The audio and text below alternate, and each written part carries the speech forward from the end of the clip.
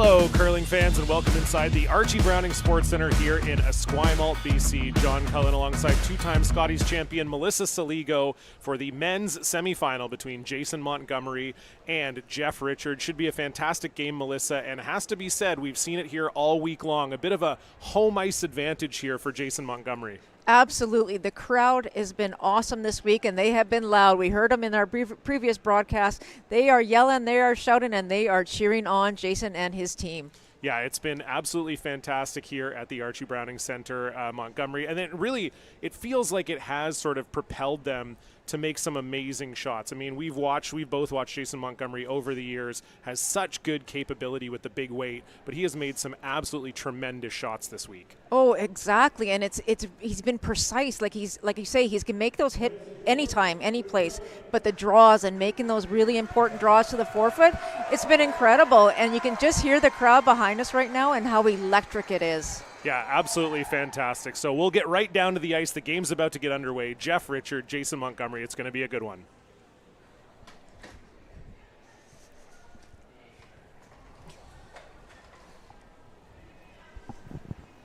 So Jeff Richard coming out of the A side, Melissa, gives him the hammer here in this men's semifinal to start. So Troy Cowan getting things underway for the team from the Victoria Curling Centre, Jason Montgomery.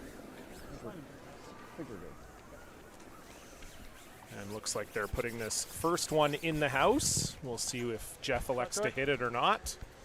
And indeed he is going to hit it. And we saw this in the game earlier this afternoon. I think, Melissa, not uncommon for teams in a big game like this to just want to get their feet under them a little bit. Exactly. Like you say, we saw it earlier. We've seen it, a couple of times before. But the one thing is I've watched a lot of Jeff's games this week, and he has played with a ton of rocks in play. He loves mixing it up with the opposition. So I don't imagine we would see more than one end of this. If there's a rollout of any way, he might even try and go in this first end. Yeah, there's two things we know about Jeff. I've been playing against Jeff for a number of years. Two things always characteristic of Jeff skipping. Number one, as you said, loves to have lots of rocks in play. Number two, will throw his rock faster than almost anyone you will ever see at the skip position. He just gets into the hack and lets it rip.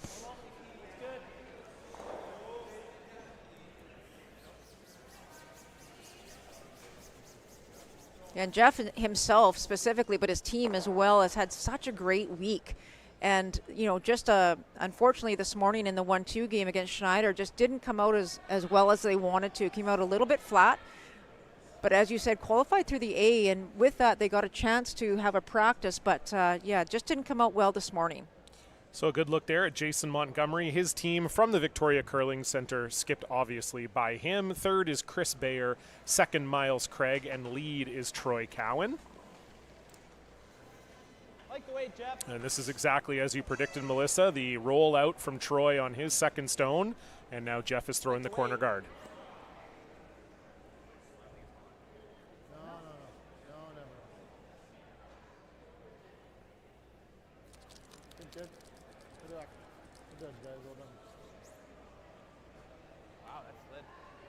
And that will settle in just up to the house as we take a look at Team Richard out of the Vernon Curling Club in Vernon, BC. Skip is the bespectacled Jeff Richard, bit of a change for him. Nice to see him in the specs. Third is Richard Krell. Second, Dan Wenzik. And lead is Connor 1N Dean. 1N. Yeah, doesn't he only spell it with one N? Oh, I get you. Connor with one N. I think, or maybe he's a double N. I think he's a double N. Oh, is he? Okay. I thought he was like one of those, millennial single N's, No, you're right. It is a double N. My apologies to Connor and his family.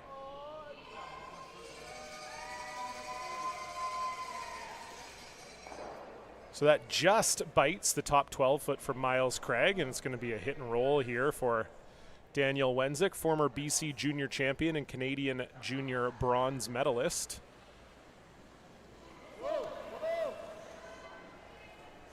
I was talking to Daniel a couple of days ago here at the event, and he's really beefed up. He's taken this front end position very seriously. It's bulking season. So that rolls out, and we'll see if Jason Montgomery elects to peel this corner guard, and does look like he will. Yeah, I mean, if we know anything about Dan Wenzik, very dedicated to the game. So I'm sure when they put this team together and it was clear that he was going to play front end, not surprising to see him put the work in. Oh, and, wow. Wow. Flash there from Miles Craig. So don't see that too often from Miles. But this will be a chance for Dan Wenzik to draw around it. They talked about maybe playing the split, but Jeff thought that maybe you'd have to come from the outside in and cross it in order to do that. So didn't think that it was as easy as maybe he wanted it. So this is probably the higher percentage shot to throw, just to come around right now. Try and bury it. We're close. And you heard the numbers earlier. They were saying 15-1 on that guard that's just outside the house there. That's the 15-1 from hog to hog. So again, nice fast ice.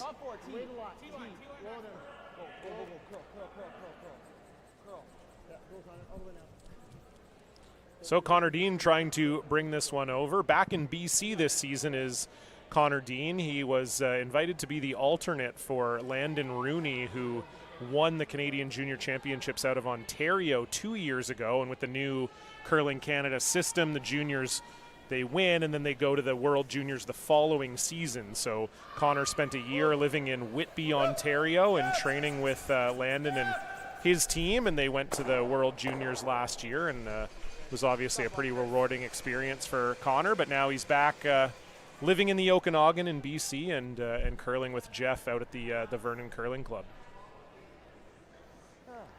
So Chris Bear with his shot just missing the run back double. So a great opportunity here for Richard Krell and Team Richard to draw to the open side. Would like to even up these rocks and try and secure a deuce here early in the first. Yeah, one thing you'll see out of this Team Montgomery, very good usually with the upweight shots. We mentioned it in the pregame introduction, but not just Jason, but both Chris and Miles, very comfortable throwing the hard weight. And a bit of an uncharacteristic miss from both of them early on, but sometimes the first end is a good time to get those out of the way.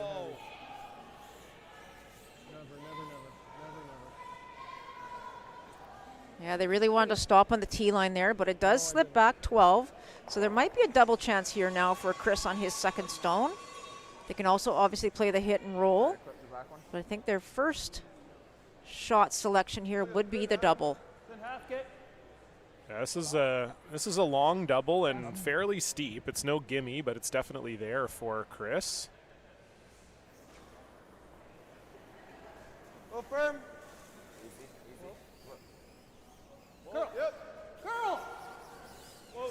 Curl. Oh. Trying to hit about a thin half. And there's the Chris that we've seen play. What a terrific shot. Chris and Jason seeming to argue about that line call all the way down, but a made shot. Very nice there from Chris, and it's now looking a little bit more like a blank potentially here. Very nice as we take a look at that on the replay from Chris. Perfectly executed.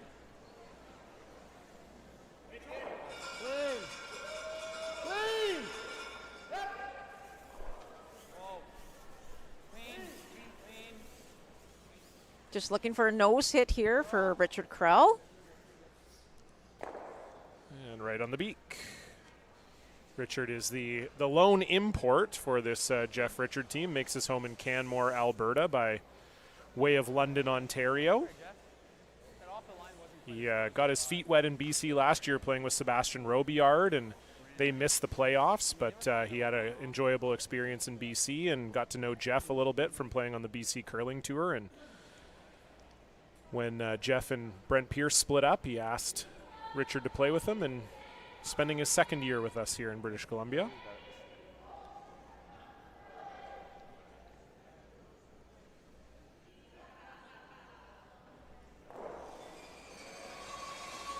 So our first look at Jason Montgomery. Long time BC skip, former BC junior champion, and he's a multiple-time runner-up at the BC Provincials. Lost the final to John Morris in 2014. And lost the final again to Jim Cotter in 2018. I think I can get into here. I mean, we got a stick, right? Control. Yeah, I like control. My in will go a bit. Or no, I guess it'd be 2019, Quesnel. Had to run through all the provincials in my brain. 2019 Quesnel is when the other time they were runner-up. Keep them clean through here. I saw. I'd need Google for all that. Well, all that information. He may or may not have defeated one of these commentators in the semifinal. Oh, so. dear. Control. May or may not. May or may not. There's heavy rumors.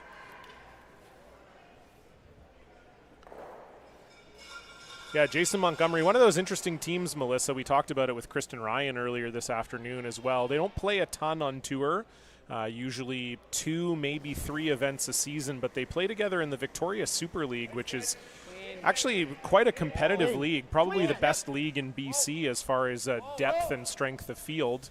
And they've just been playing together for so long that, you know, it just always seems like they're a threat at BC Provincials no matter how their tour season is gone. Yeah, it's such a great point, and that's so accurate. Like, they played maybe a tiny bit more than they usually do, but as you said, you know, that league, the Victoria League Super League, is very competitive, and, you know, this team has been together. They kind of know the ins and outs of each other, and like you say, Jason, he always is there at the end of the weekend, or at the end of the week, sorry. He's always trying to creep in. He has the big games when he needs to, and he's having a super week this week. Yeah, they were on the ropes against Daniel Dang, and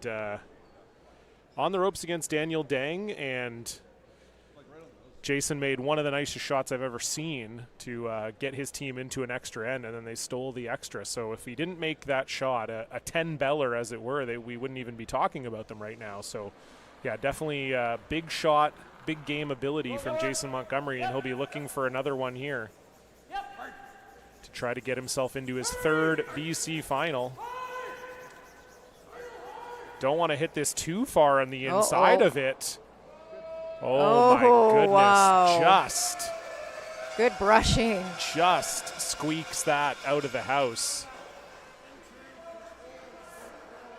Thought we were going to get a bit of a replay of what was happening in the women's semi as Corinne Brown had a shot for the blank and flashed it to give up a steal of 1 for Kristen Ryan. As we look at this, Jason just my goodness, getting enough of that red to get it out. Yeah, that curled a ton at the end there. Wow. So it'll be a free blank here for Jeff Richard, taking a look at one of the paths here on the ice. But this will be through the house with no trouble, and they will keep the hammer into the second end. Probably more like this then, Jeff. Good. You're watching the BC Curling Championships live on Check.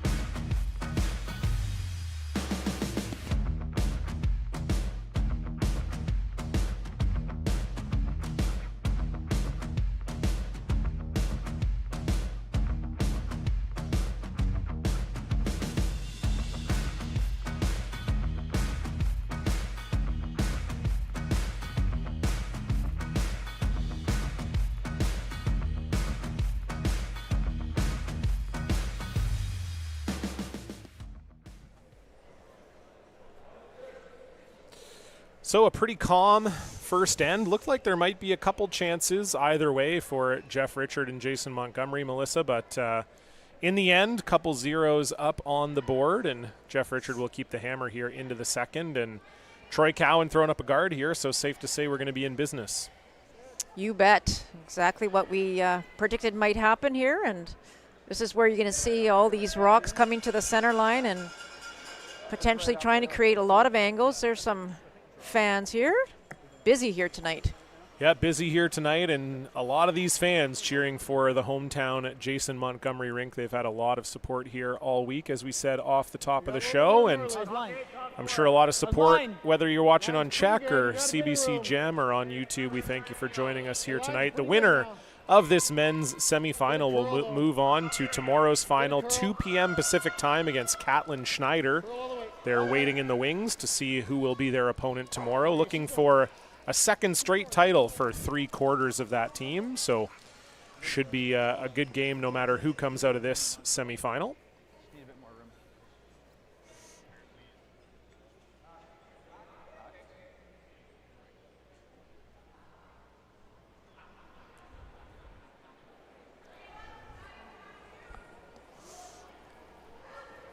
So not too bad shot there by Connor Dean. It is a little exposed, so it does allow Troy on his second one here just to play a slight tap back. Just enough to maybe push it to the back of the rings or even out the back and try and get as close to the face as possible. And that's a nice shot there by Troy, nicely controlled. Yeah, good shot there from Troy Cowan. We're going to see Connor Dean now try to follow him down. Troy Cowan, one of the newest member of this Team Montgomery. Jason and Miles have been playing together since juniors. When I said that Jason was a former BC junior champ, Miles was on that team. And they had a long-time lead as well, Will Duggan, who finally hung up the curling boots a couple of years ago. So Troy joined, and Chris has been with them now for 6 or 7 years, I would guess, Melissa.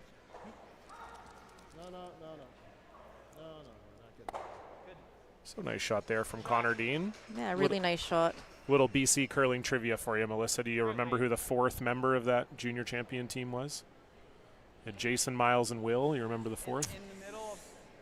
Ooh, let me think about it. I'm a little older, so you got to give me some time. Yeah, got to give me a couple minutes. Yeah, you can put that part of your brain into gear.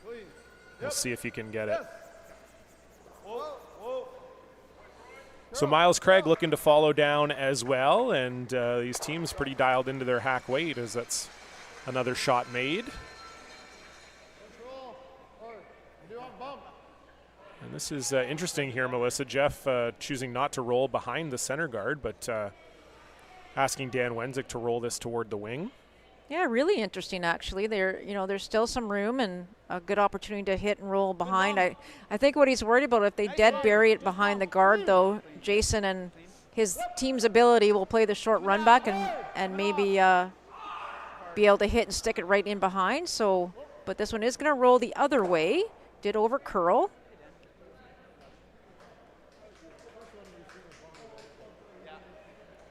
Yeah, good comment there by Jeff, just to let the team know that they hadn't thrown a bumper weight out there, so just maybe didn't expect it to curl as much as it did for Dan Wenzik.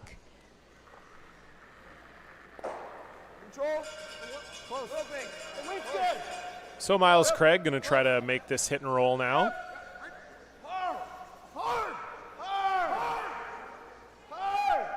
Again, this one's getting some curl on it too. And nicely done there. You know what, John? I don't know why I'm even wasting my time. I have no idea. Cliff Carr-Hilton. Oh, Cliff. Sorry, Cliff. I mean, he didn't play for a whole lot long after that, so it's not really your fault. You might have played 2 years of men's and said, enough of this. Nice control.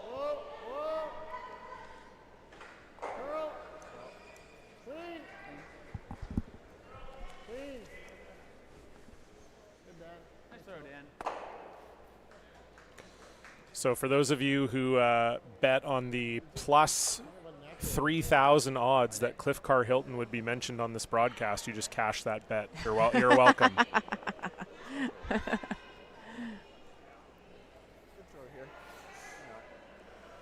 So wide open hit. We got that guard up and a rock around it, Melissa, and I kind of thought we were going to be into the business here, but this has been a pretty tame end by both these team standards here.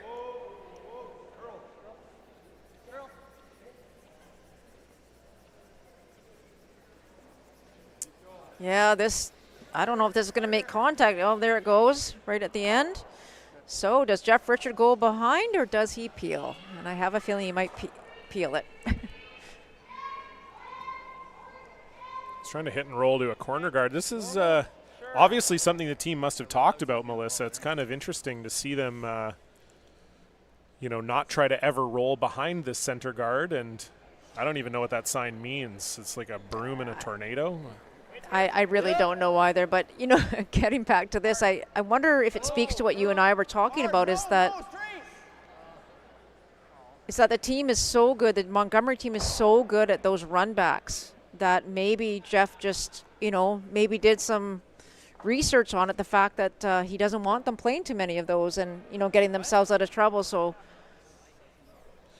could be, but unfortunately for Richard Krell, he just hits that center guard right on the beak. So Chris Bayer, the opportunity here to come right around it.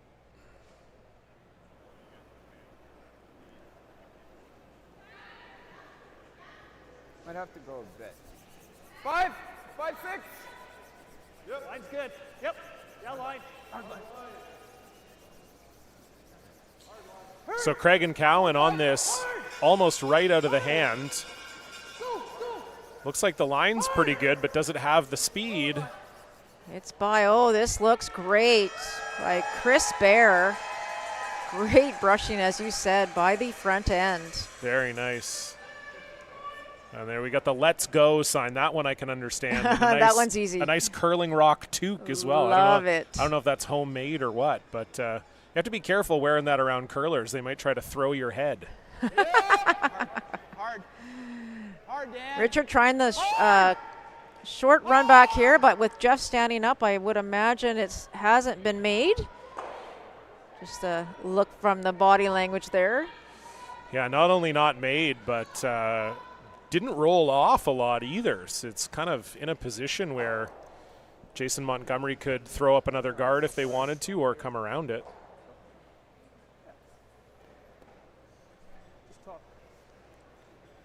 What would be the, maybe the reason they're not throwing a center guard here, Melissa? Well, I'm assuming that they're not throwing a center because that one is only in the top 8 foot and they want to get one more into the 4 foot area. I mean, they could actually angle tap as well to get it into the 4 foot that way and roll their shooter away. But if you throw a guard, you probably, I think if it's not good enough, then you'll see Jeff Richard with his strong drawing ability to actually draw around both of those guards or both those blue rocks, and that's not what they would want to see. So they're going to play it into the rings. They would really, really like to force Team Richard to have to take a single here. So they're just trying to find the best place to do that. But I'm thinking, John, that I assume they're trying to get through the port there and into the 4 foot, but it does seem like it would leave a slash double. 7, we're T-line.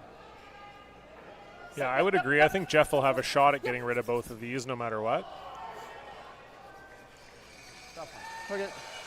Maybe a little deeper than they would have wanted, and now we might see Jeff follow that one down potentially, yeah. Or that. Mm-hmm. The hit and roll is good too. Yeah. Curl a bit with board. Okay. All the way to center. As far as we can, I think. So what's interesting about this, they saw Dan Wenzik throw one in this position, and they saw it curl right away.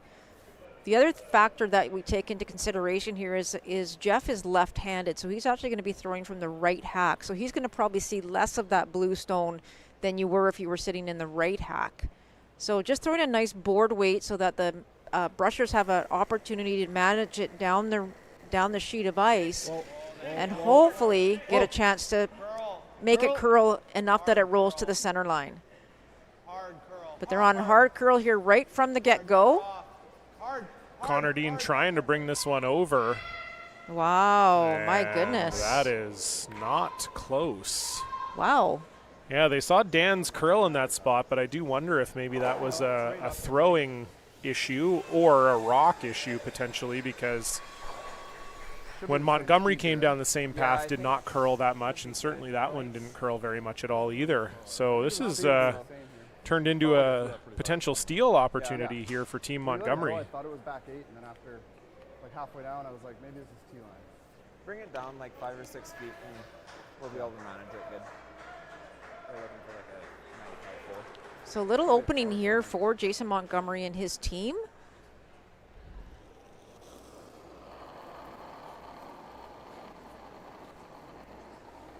Go to 94. That's like Line's good. That's Still 7. going down. 6. You can hear them trying to get this one. They would love this one top button-ish. Close for 1.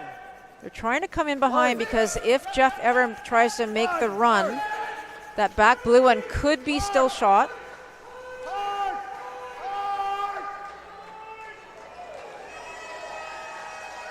Well, it rubs ever so slightly, but does catch a little curl at the end. And Jason Montgomery lying 3. Yeah. Nice sweep there from Miles and Troy. Sorry, Melissa. No, that's okay. Just a huge brush by them and just doesn't quite sneak by. So Jeff Richard now looking to throw about back 4 weight. You heard him say back 4. Gonna get too aggressive, right? Just wants to get to the I mean, face 2 of isn't that the end of the world, right? blue stone, shot stone, and just tap it Yeah, back a pound little. less. Yeah, so you heard Jeff say he doesn't want to go too bonkers here trying to push this one out. If you get close and you give up a steal of 1, that's not the end of the world. You just don't want to be giving up a steal of 3. And if you throw a ton of weight and sail it by, that's what you're facing. So final stone here for Jeff Richard, facing 3. Clean. Straight. Yep. Needs to push this blue stone back. Wenzik and Dean are on it. This is flirting with the top. Wow, that's curling. Will that move the blue far enough? Oh, what a shot. I think it did. I think it's red. Looks like red from our overhead, but we might want to put a measuring stick on it. Our overhead is not exactly over the button, but certainly from here it looks like red. Another measure on this sheet. Jeff was on the sheet, John, a couple of days ago, and they had to go around and around and around to determine what was shot or not, and then actually it was a tie. So he may have PTSD from measuring on this sheet. Yeah, so again, from our angle, I mean, it certainly looks like red, but yes. But again, it's hard to get the camera over the true pin in the center there. So certainly in a semifinal at a provincial championship, you're never going to be hesitant to put a stick on it if you think there's any debate at all. It's close. So we'll see. All I'm hearing is all the teams saying it's close, but it's red. So. Actually, I think that measure I'm referring to was the A final. It was the A final, yeah, where Jeff Richard beat Catlin Schneider. And they'll be looking to get a rematch with them tomorrow. Those teams are now 1-1 against each other on the week, so a win here by Jeff Richard would be a rubber. So let's see. Definitely That's red. Not even close. Nope. But fair enough for putting a stick on it, but it is a great shot from Jeff Richard and a 1-0 lead. We'll be right back.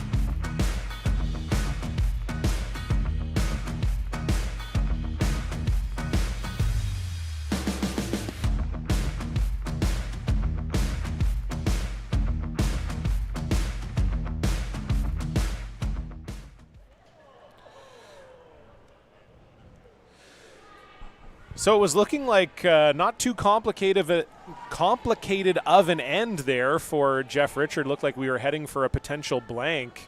And instead, he had to make a very fine shot against 3, but pulls it off, Melissa, and it's a 1-0 lead for the team from Vernon. And what a brush by the front end of Team Richard. They just squeaked by that one that was top 12, and it did come down to a measure, but, I mean, you and I predicted it. It was red. It was red all the way, baby. Yeah, we were pretty sure of it up here, and our expert eyes were, I mean, it's not probably... I don't see very well, to be honest with you. I don't either. Yeah. I've got my prescription is almost legally blind, so maybe I shouldn't be judging which rock is closer. But so first one, top 4, and the corner guard now going up for Team Montgomery, Troy Cowan. Right, Miles. Yep. Get it over there.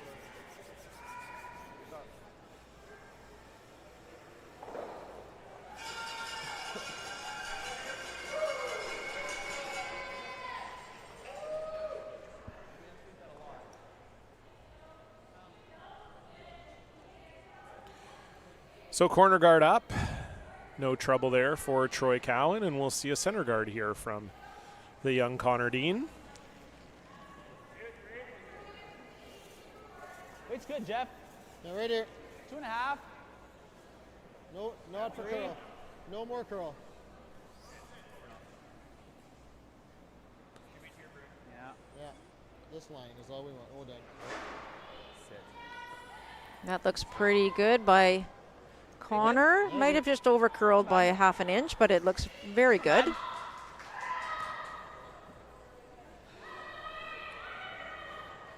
pretty good, actually. Probably got more room this way. And we're going to see a freeze here, so A little bit more here. maybe some rocks in play here, partner, in this third I end. think this might be it. We've been waiting very patiently. I like that. Close line. Line's good. So just trying to corner freeze here Good. Straight. for Close, Troy and his close. second stone. Whoa. They know the line quite well on this particular spot. Wait only, guys. Wait only. Yep. We're there. And that looks pretty darn good too by Troy. Nicely done. Yeah, he's been dialed into weight early, and this is, maybe a slight advantage for Team Montgomery having played on this sheet in the game before. We know Jeff Richard did also play on this sheet this morning in the 1-2 game against Catlin Schneider, so maybe not a huge advantage, but certainly when you're, just off the ice and just off of this exact sheet, especially as a lead, you feel pretty comfortable with draw weight pretty early. Definitely. I think that's such a good point, and we've talked about this already, that the ice conditions have just been outstanding all week, and they've been very, very consistent. And again, Mike Merklinger and Cody Hall have done just a phenomenal job here.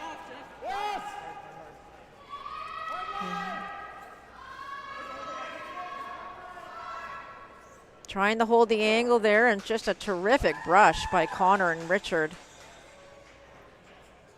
Yeah, well held there by Krell and Dean, and a nice shot from Dan Wenzik. Perfect weight.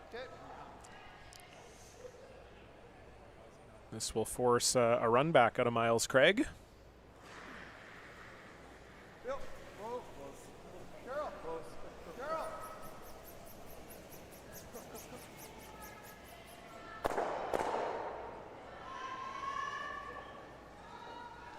And can they get this out of the rings? What a great shot there. That pretty much opens things up by Miles Craig.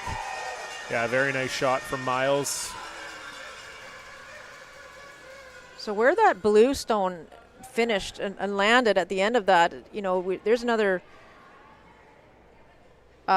it's actually blocked the path of the out-turn draw. So now there's a kind of a guard on either pathway to the center. So Team Montgomery just going to have to be aware of that. And Dan Wenzik is actually throwing the center guard here now. 2.5. Trying to protect that stone. That's top 4. 2.5. Curl a bit.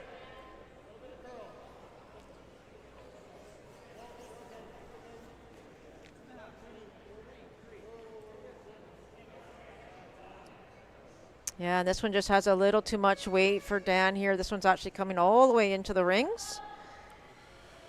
And is there a double and maybe roll behind one of those guards there, John? Yeah, that's not the right time for that miss, that's for sure.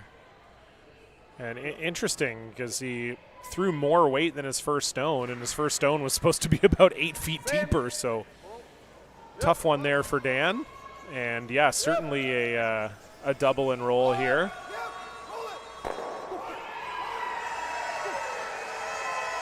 That's a pretty nice shot there for Miles. Doesn't get all the way underneath the corner guard, but quite good. Yeah, pretty good shot as well. I agree, and I was actually surprised they threw that much weight. They threw almost pure weight again, but they were trying to get a lot of action off it to try and get it to roll pretty far. So, well, I think I was going to bring that up too, Melissa. This Montgomery team, they're a bit of a throwback team that way, and that, you know, if Jason has an open hit, he likes to throw close to normal, likes to throw 9 or 9.5, and you know, certainly for shots like that, we see Miles throw peel where we might see another team throw a normal or a firm normal. So, yeah, it's interesting that, you know, I think in this day and age, a lot of teams like to throw a bit more of a control weight, as that's pretty close from Richard Krell, but just overrolls a hair. But yeah, as I was saying, it just, you know, you tend to see teams, if anything, take weight off, and Montgomery seems very comfortable playing that up weight.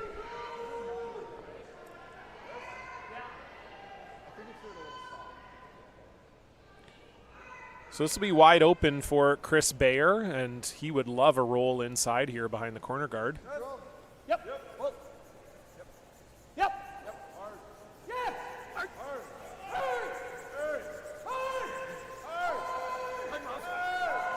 lots of curl right there on the outside end. We saw that earlier too, John. I don't know if it was this game or the previous game where right at the end there, it really curls hard from that outside in that particular spot.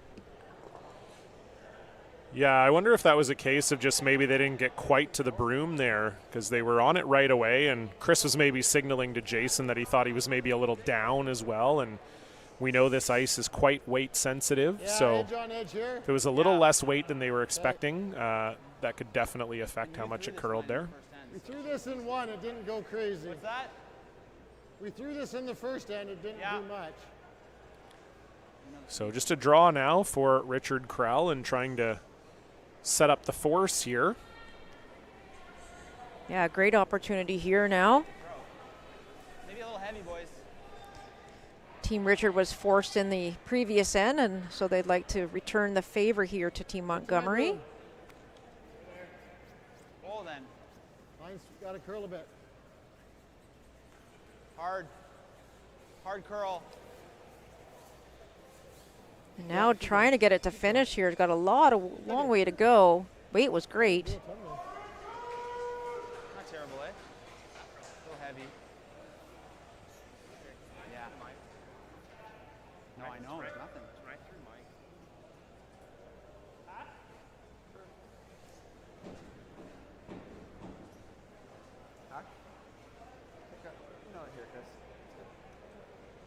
So hack weight being asked for Chris Baer here, trying to get a roll under. Up, that's big.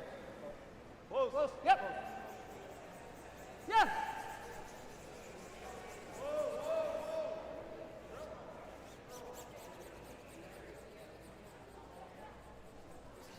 So they're trying to roll behind the corner guard that's closer to center, and we're never really close to making that, so tried to call the audible and roll behind the other corner guard and ended up just getting it right on the nose. This is a double that guard, he's got a real tough draw even for one. Yeah, okay. That or my thought was I don't mind. Yeah. I don't Okay. mind goating him into the double. If Okay. whoever misses it, guard that up. It's a tough one. Okay. Right? Yep. I like it. You want to hear more or? The good thing about Jeff, he's always lets us know his plan. Always. Always. I Yep. love it. Yep. Oh, he thinks the game at a very high level. It's what's made him a really good third for Sean Giel and Brent Pierce. I know Elaine was talking about his past wins as both a skip and a third, and he's one of those skips or just people in the house who has a really good ability at seeing 3 or 4 shots ahead, and you heard it all there. Well, if we do this, he might do this. If we do this, he might do this. so we should do this. Exactly. So Jeff just wants to roll it to the other side of center here.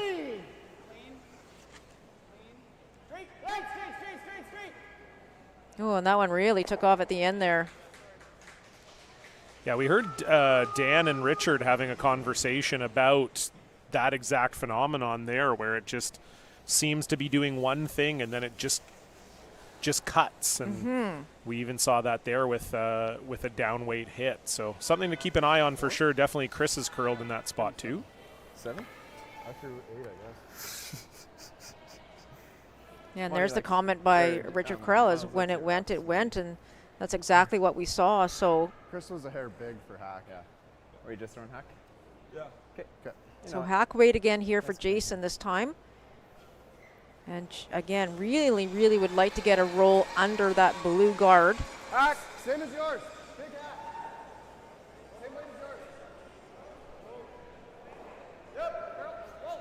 Great. Yep. Yes. Whoa. And there we should see it go again.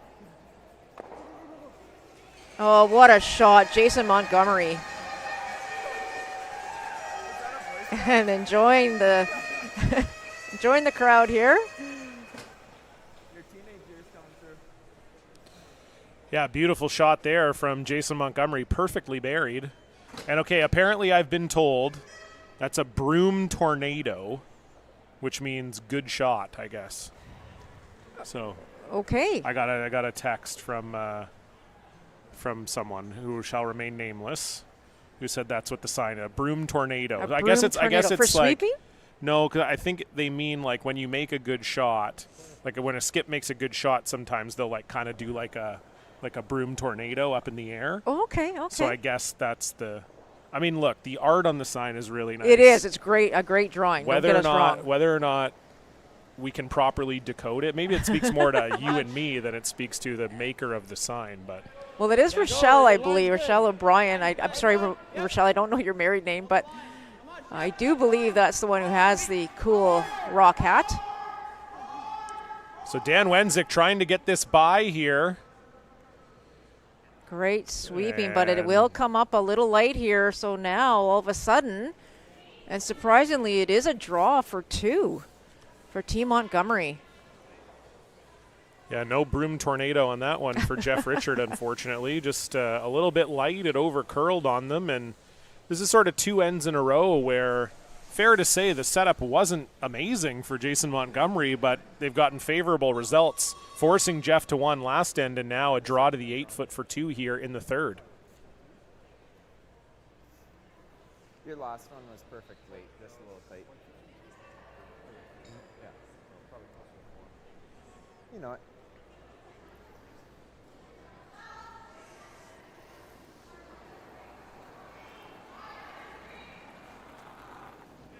It should be close.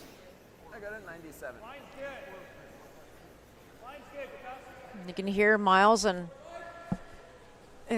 Troy having a conversation there.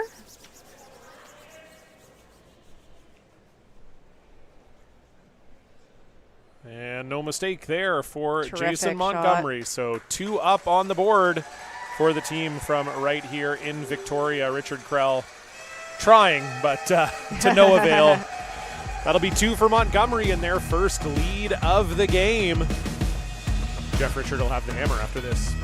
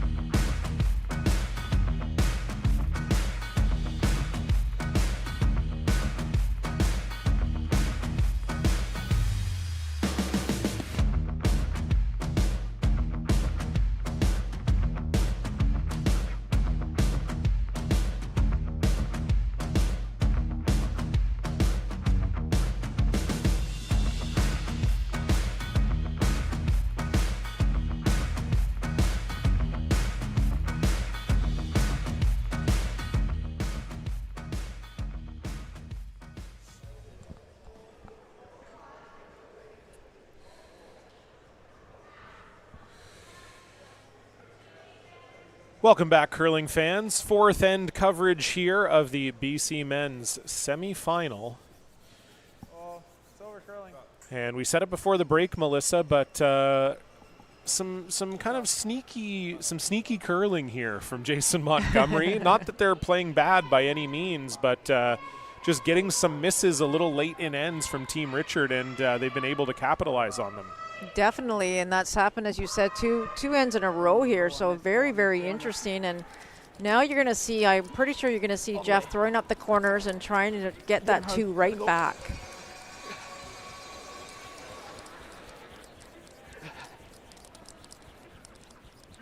Come on. Okay. It's a little higher than they would have liked from Connor Dean. Yeah. You got it there. But Troy Cowan's draw also not in an ideal spot, so.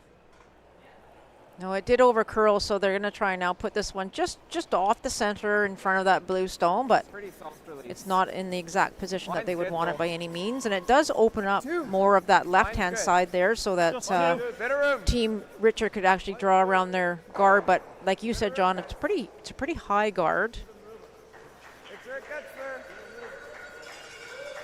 Trying to get it across center here, at least partially covering that one in the blue, or in the 8 foot, pardon me. Nice shot. Yeah, not bad. Connor able to see enough of this, I think, to hit it with hack.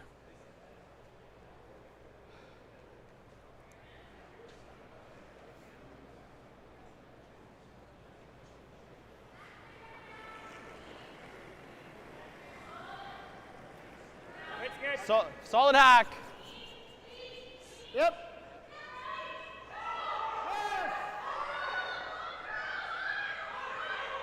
This is really curling. Wow.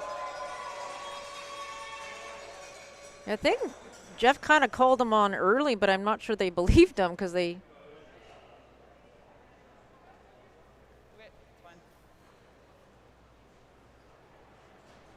And that quick conversation there, John, was just about whether or not that guard was on the center line. As we said earlier, the no-tick rule in effect here. You cannot remove a stone, or you can't push a stone off the center line before the 6th rock of the end. So if that were the case, if that stone was touching the center, it would have to go, or the opposing skip would have the option of putting it back. Yeah, my guess is if that one was touching the center, Jason was probably okay with that result. Guarding his blue stone even better than it was guarded before, and pushing another one into the house. Yeah, trying to throw another tight guard here. Not too bad. Yeah, pretty good spot there from Miles. Sorry about my first one there. It slid a little tight. So this is going to see Dan Wenzik play an angle run back here. Yeah. What I thought.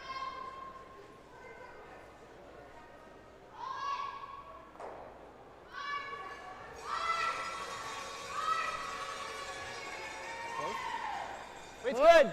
Normal. Yep. Just a little high side here. Should get both of these moving. Almost overswept. They did oversweep it. Yeah, leaves that one behind the rock that Dan just threw. Yeah, interesting. They actually had to curl another inch probably. Yeah, not a great result there for Team Richard. So great chance here now for Team Montgomery and Miles Craig to throw another draw and actually half bury it behind that red guard and in front of the blue one that's sitting in the 4 foot. How'd it feel? Felt okay. I got the same time. Easy on the weight. 6. Whoa, then. Whoa, for a bit. 5, 6. Whoa, for a bit. Whoa. 5. 5. Whoa. Whoa. It's got a curl. Now this one has a ton of curling to go here. Straight freeze arms, just don't bounce it. Go, go, go, go, go.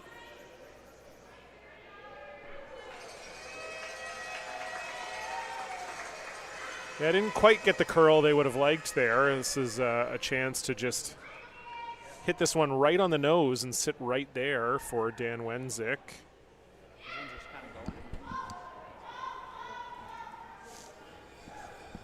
So you saw Jeff indicate he'd like Dan to try and get to the nose and a little low side, maybe partially Just get bump. some under that red guard there, but you have to be careful. We saw a few of these taking off a little earlier, so.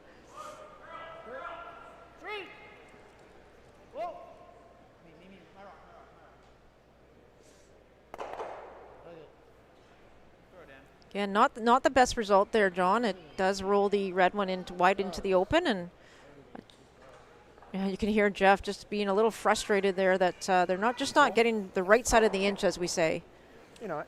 Yeah, that's exactly what Jeff said. He said everything's just a little bit off, and yeah, we're seeing that definitely. Whether it's a little bit off on weight or a little bit off on line, they haven't had a ton of shots made exactly the way they were hoping.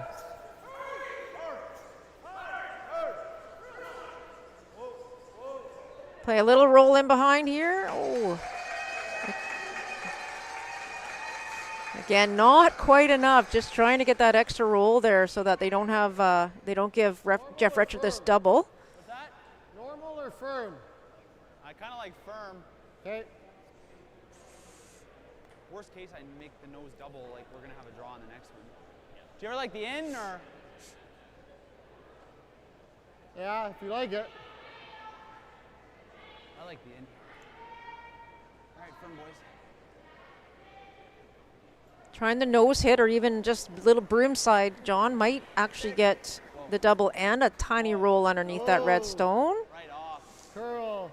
Uh-oh, that doesn't sound good at all. Don't want to hit that Oh, guard. wow. Oh, boy. Disaster. And Richard actually changed the turn as well. It was originally the other turn, the out turn.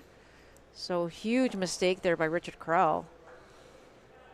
Yeah, this is starting to go from bad to worse here for Right up in this path. Team Richard. Yeah, this is pretty much as fast as we And saw that it was the yesterday. thing with playing that turn. I guess if you really see it as the thrower, then, you know, it's okay to ask for it. But one of those situations where if you ask for it, you better make it. Yeah, very much. I agree. And it didn't look appealing from the hack, actually, to throw that turn. But, you know, Richard saw something that he thought he could throw.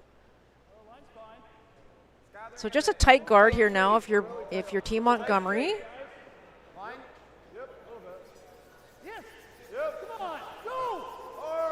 Got to get it across center here, though. Got to get it across center. Ah, that's a nice guard right there by Chris Bear. Yeah, very good spot from Chris. And with where those red guards are, Melissa, there's not a great draw path in here for Jeff either. So No, there is not. it's a lot of pressure on this shot from Richard Crowell. Needs to get a few of these blues in the house moving. Whoa. Yeah, trying to clean up here a little bit. Curl. Must be close. Well, got two of them going, and but unfortunately does leave the guard as well. So as you said just a minute ago, John, not a great option here for the draw path to the button at all. So for Team Montgomery, in good shape here as we head to skip stones. I guess it's a little risky. He hits a no. Oh, really? It's not easy. No, and I think it's End up important that on we the don't high side go of that anything red. in this hole. Because if he's You have drawing to throw it here, at the if it plug don't line, go, at the like the edge of the. you know what I mean? Yeah. I don't know what else we do. That other port is kind of staggered. It's not the nicest. Could feel that one. I don't know if we get through the other side. Right. Thanks. So a couple of options here for sure. They can throw the wide out turn, come around to the 4 foot, which is probably what Jeff may look at This is, trying to save this end. Similar, yeah, it's good. More preferably, they're going to try and throw that out turn to the blue stone that's in the top 8 and maybe tap it back a little bit if they can get to the nose of it first. Try and get something into the 4 foot here just with a slight tap. Really wanting to continue to put the pressure here on Jeff Richard and his team. Not there. The only other thing I think of is peel the red guard, but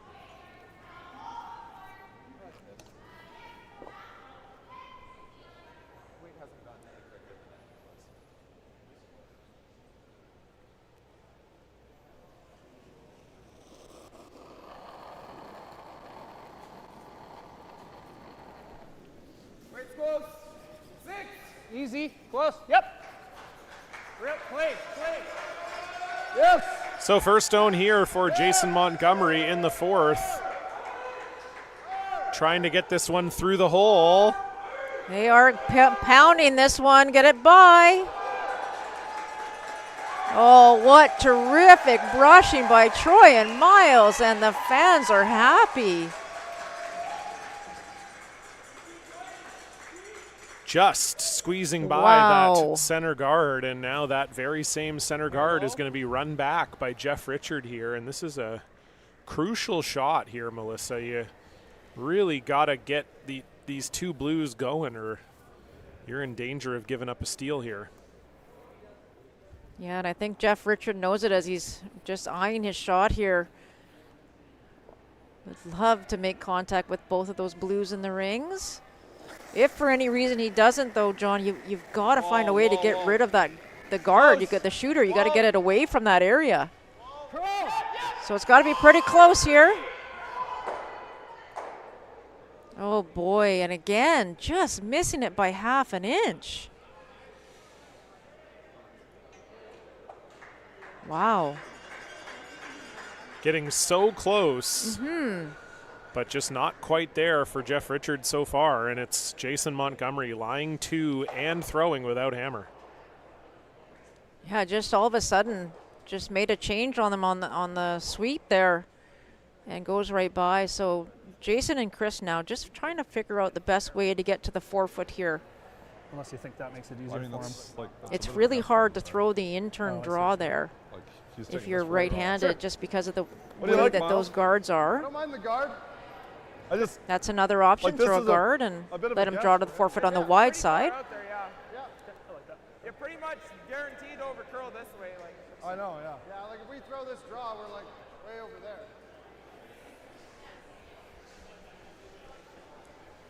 Yeah, I think the debate, Melissa, they originally were going to throw the guard, and then Chris said, well, if we throw the guard, he's going to throw this draw, so maybe we just throw the draw right now. But it seems like Jason wasn't sure exactly where to put the broom, and also maybe a little worried that if they draw in there, it gives Jeff a catcher if he was ever to kind of over curl past that red center guard. So just by guarding this, they're going to force Jeff into that draw, and we haven't seen Jeff have to throw a draw yet. So it's you know, going to be tough. Yeah, and what we talk about, right, is when you don't have hammer, you're trying to force your opposition into playing a difficult shot for one, forcing them, but trying to keep them to one. And with that 1 point lead without, forcing them to one here is a big, big advantage for Team Montgomery. So this is a great call here, and just needs to be anywhere in the pathway and force Jeff to have to go really wide here for his draw to the 4 foot. Nice shot there by Jason.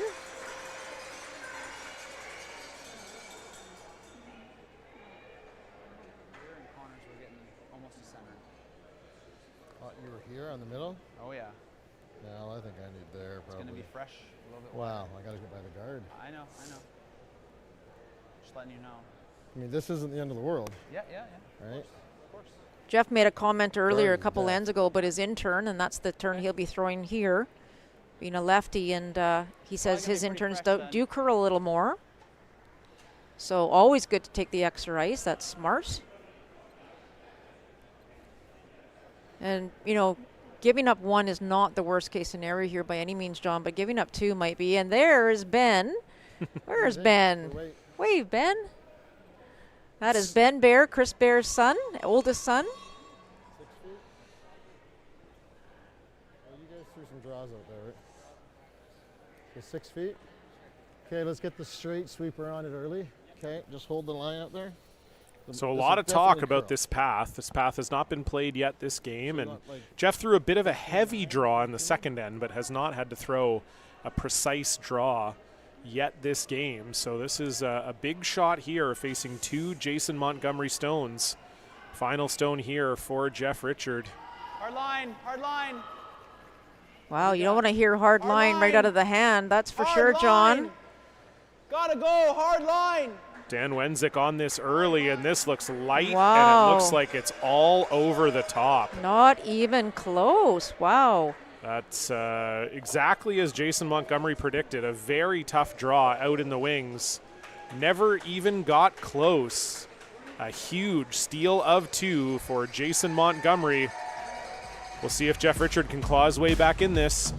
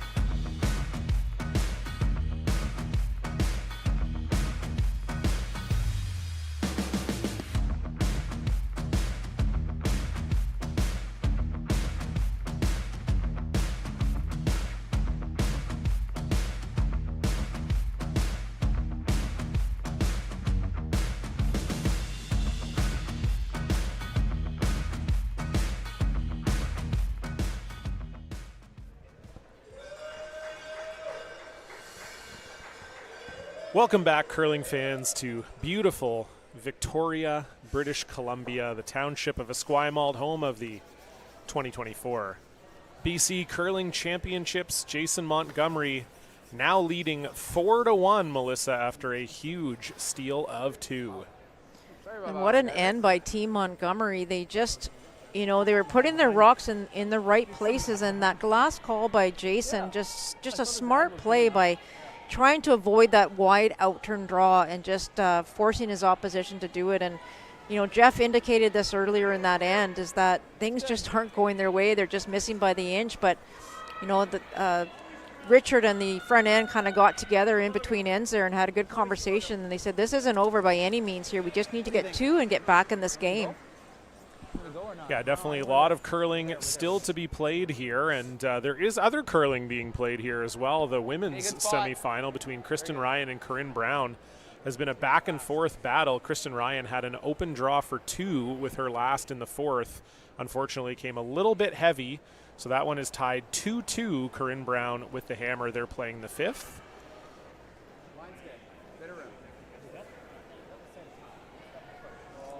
So Troy wanted that first stone. That should have been top 4. It does come up a little bit late. So now making the adjustment here, but almost maybe overcorrected here, John. It sounds like it's heavy. And if so, they'll have to try and take this one back, I think. Ugh. You don't want that to stop back button. That's not a fun place to be. Yeah, just a little unfortunate. Troy's been very good so far this game, but yeah, little short, little heavy. And so this could be the opening that Team Richard was looking for to get themselves back in this. And I know you don't, still 6 ends to go. You don't want to rush things, Melissa, but going into the 5th end break, I always knew when I was playing, like a 2 here would be big to have that momentum going into the break. If you blank here or you get forced here, that's it makes the break a little bit of a tougher time. Yeah, great points, and really, really important. And, especially if you get forced. I mean, a blank you might be able to live with just simply because you'll have the hammer in the 6th end, but you definitely don't want to get forced here and be down 2 without hammer in 6. So Team Richard is very aware. There's lots of talking going on, lots of communicating. They're very well aware that they're just missing things by ever such a slight amount here, and they're going to do everything they can to try and turn that around. Troy, for sure. Just a 5. So another corner guard up for Connor Dean, and Miles Craig was trying to draw this one into the middle, but he will also come a little bit deep. Covers the pin, but those are 2 pretty helpful stones for Team Richard right now. Definitely. And you saw Jeff right away wants just a kind of a backline wait here and just try for Daniel Wenzik just to move things around a bit, just tap them back behind, a little farther behind the tee line, and leave them in play to help Team Richard during this 5th end. Just back line. Yep. Hard line.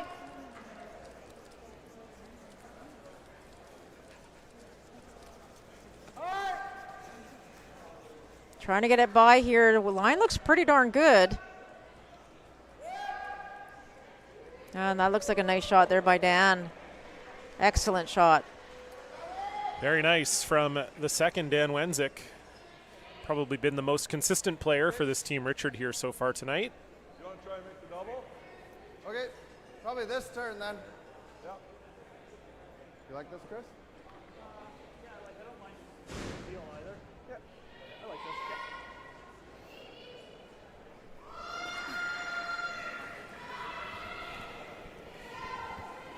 Whoa. Curl. Interesting here, trying to make the double peel Oof. and does neither. Yeah, that's not the way you want to miss that. No, not at all. That's a unfortunate miss. Did you like the call for the double peel there, Melissa? I actually didn't, to be honest.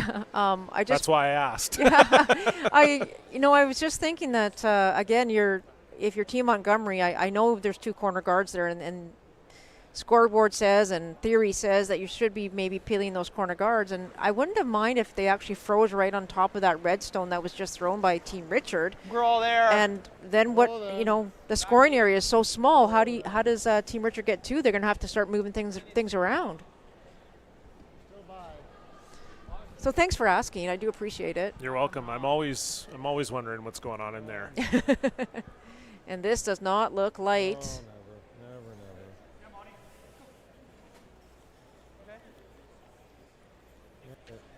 never. Dan won't be happy with that. So again, now I just, because there's 2 guards up there, I just don't know really the point of trying to peel them at this point. And It's gonna go. Huh? Think it goes with the quarter? well, maybe looking at the That's it. thin. Yeah, I like I think I that. like that. Probably just normal then, eh? Yeah, I like normal. Normal?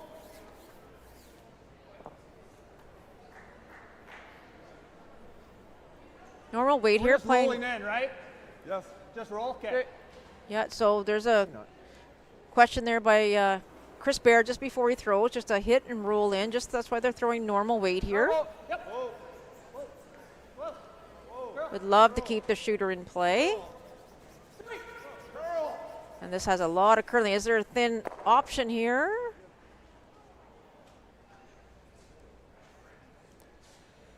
Chris not overly happy. The head shake. Seems like no one's been too happy so far. No, this I end. agree. I'm just worried wrapping leaves us. Okay. Yeah. See, and this is, Here, guys. this is why I liked Just the call stop. earlier on for Team Montgomery, because eventually I believed that Jeff and his team are going to make the exact call that I was talking about. And, I think Team Montgomery, if this is made perfect by Richard Corral, they're going to be in some trouble here.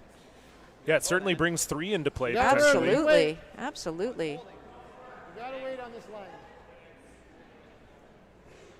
Line's close. No, line's not. It's gotta really curl. Curl. Connor Dean pass trying it. to get this one to curl, and now trying to get it past. They don't want to set up a double here. And that's a good result. Well, decent result. Better than what could have been. Yeah, not too bad.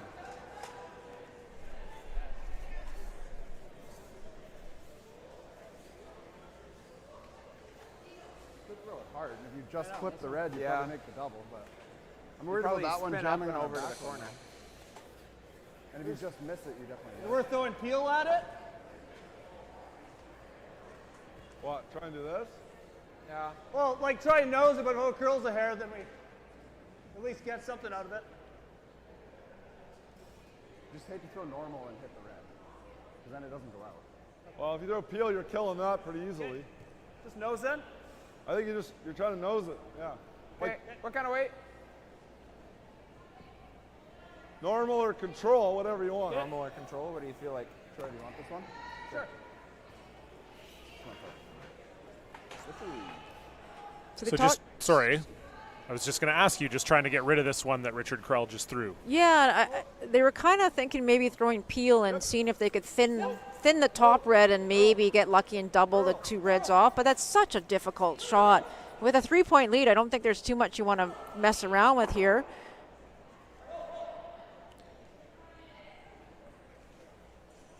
Well, good news, bad news is they did get rid of the 1 red, and actually, even though they got rid of the blue one behind, it does expose that red stone on the button. So blue is sitting 2nd, 3rd, and maybe 5th shot. Do you want a few feet less than the last one? Where do you want this? What's the weight? Just past the tee. Okay. Same way. Okay. So just looking to get this about a foot past tee and frozen to that blue stone. The 3 here is definitely still alive. I think it's same, guys. Got a lot of room. A lot of room. Got to go a long way. Got to curl a long way. Excuse me, isn't even off the center line here, but it should make a huge finish. Yeah, just got to be above this this blue stone. Oh boy. Oh boy, I'm not sure why they were sweeping that, to be honest. And I'm a little confused as to why they were actually. They didn't even say it was heavy at all during that conversation. So. Yeah, I don't know what happened there, but certainly not the desired result. No. The struggles continue here for Team Richard, even when they've had these sort of moments of potential momentum building, Melissa, it just seems to slip through their fingers every time. Yeah, and I don't hear too much talking going on either, John, so I'm not sure they're debriefing that really quick, but they probably should to find out what happened. But anyway, either way, opportunity here now for Monty to hit and roll towards the outside 4-foot perhaps. Like to avoid the jam, obviously, on the black blue one. And looks like they might be going for the far roll. Nice clean throw here. Thank you, Dave. Like rolling halfway in the middle is not great. Yeah, if Jason makes this and makes the roll, they could be lying 3.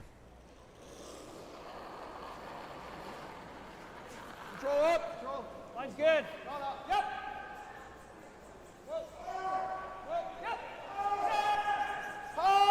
This is really curling. Is it ever? Trying to keep it on the high side. Does catch the one at the back, so I believe blue is line 1, and I think 2. Well, it's close. It's 1 close. for sure. Yeah. Yep. That was unforced error there from Jason Absolutely. Montgomery. That was a. They really had to play that a little more aggressive, especially if they were going for the bigger roll, I would say. So that might come back and bite them a little bit here.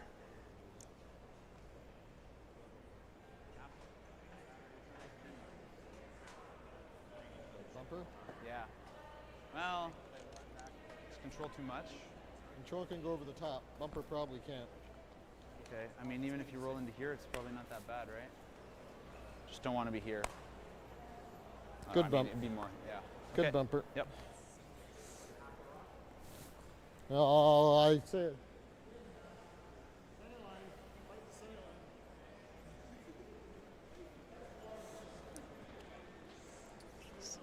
So it sounds like a hit and roll here, Melissa. Maybe you touch that blue one.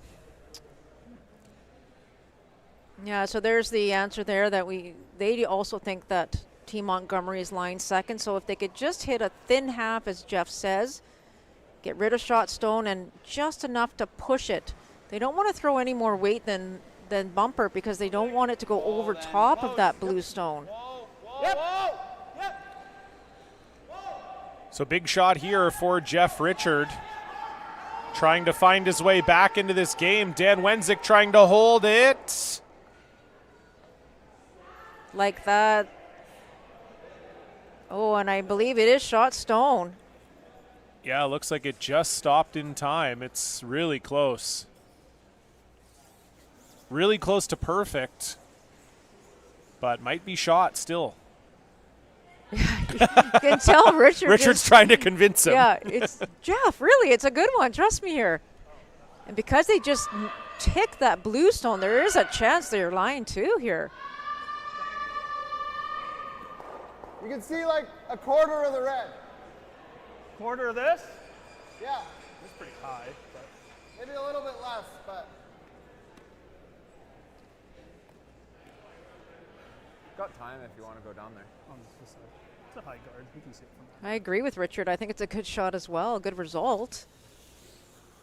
I mean, this is pretty good. That's not bad either. Yeah. So I think So we don't- Jason that's all right. Montgomery, they looked at a couple of options. They could just play a hit on the open one, and that would probably say, I'm giving you 2, and they don't want to do that. It looks sort of max-ish. So throwing a freeze here, a corner freeze, preferably on the top stone that is shot stone. Try and corner freeze it, and try and take this end, this potential 2-point end away from Team Richard. Well, it's a big shot, Melissa, because if you ever come heavy or light here, if Richard is indeed sitting 2, possibility to score 3. So Exactly. So big shot here, as you say, for Jason.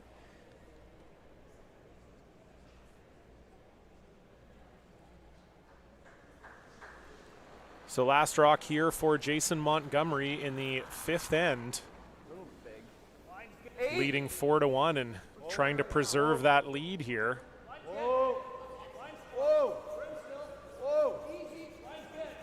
Only for weight. 6-7 sounds good, but you don't want this to over curl here. And you definitely don't want to bump off too hard either, John. This is curling. They got to hold it. Whoa, what a shot. I think it is. Ooh, I think it's there for 3.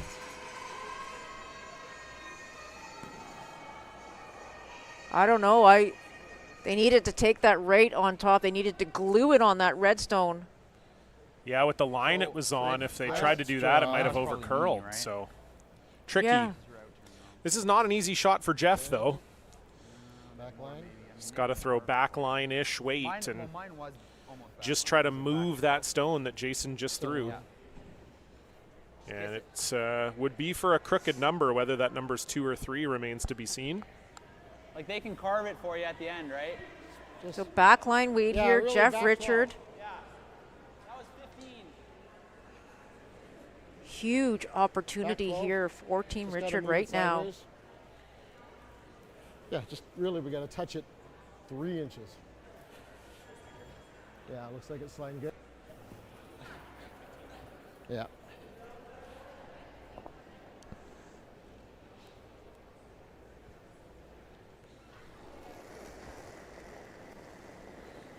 Here we go. Can they move it 3 inches to Hard then. potentially score 3 Hard line. points? Easy. Easy. Potential turning point in this game. Connor Dean hit it early. Now trying to hold this. Line looks close. Does it have the weight? Will he move it far enough? They almost overswept it. Wow, looks like a perfect shot. Oh boy. S- Oh my goodness. I thought they overswept it there. It's 1 for sure. I think it's 2 for sure. Okay, so they're saying 2. I think.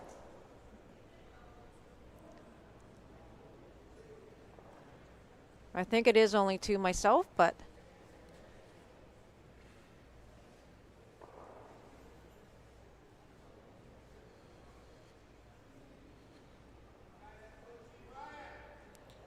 Yeah, I think it's 2 myself, but we'll just wait for Richard Yeah, really to confirm. close. They did actually end up oversweeping that, They Melissa. did. If they had They did. carved it a hair earlier, it was a made shot. Perfect weight from Jeff Richard. We get a good look at the pensive skip there, but I was waiting for that hook, right? I didn't do it. Didn't happen. Thought we were overcurling at one point. Yeah. Well, that's why I wanted to wait. Uh-oh. Yeah, it's close. 2.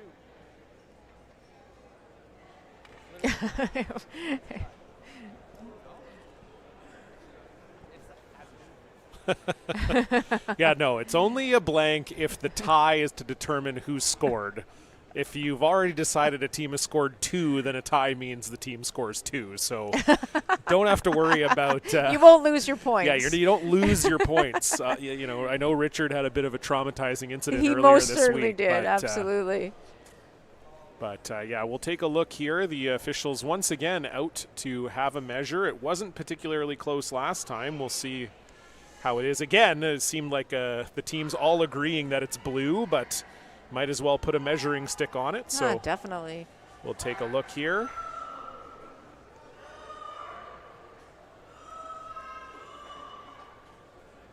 And indeed, not even close. So 2 red, but that will get Jeff Richard back into the game. It'll be a 4-3 lead for Jason Montgomery with the hammer. When we come back after the 5th end break, we're going to take a short commercial break, and then we'll throw it back to Jeff, Stacy, and Elaine in the Czech Studios to break it all down for you.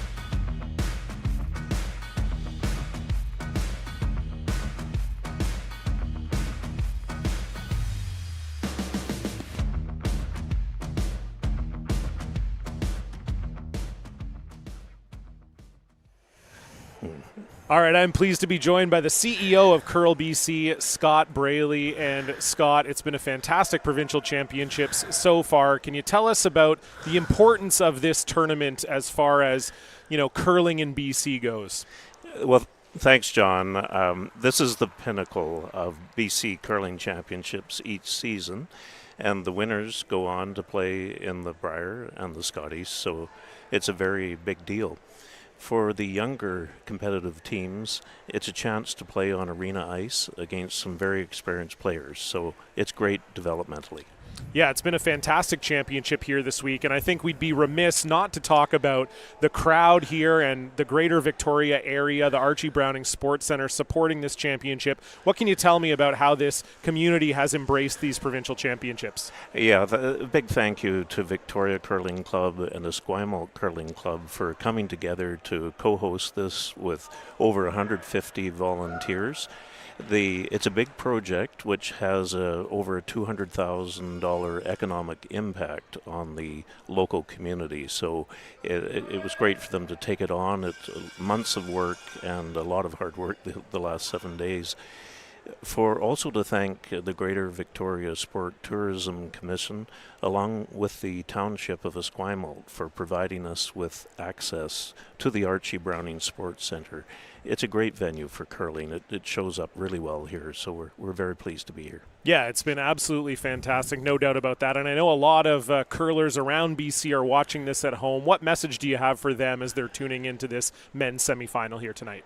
Well, thanks for supporting curling. And if you aren't curling yourself at the moment, go down and give it a try at your local curling club. We have about 90 curling centers around the province and would encourage you to get out on the ice, give it a try if you don't curl.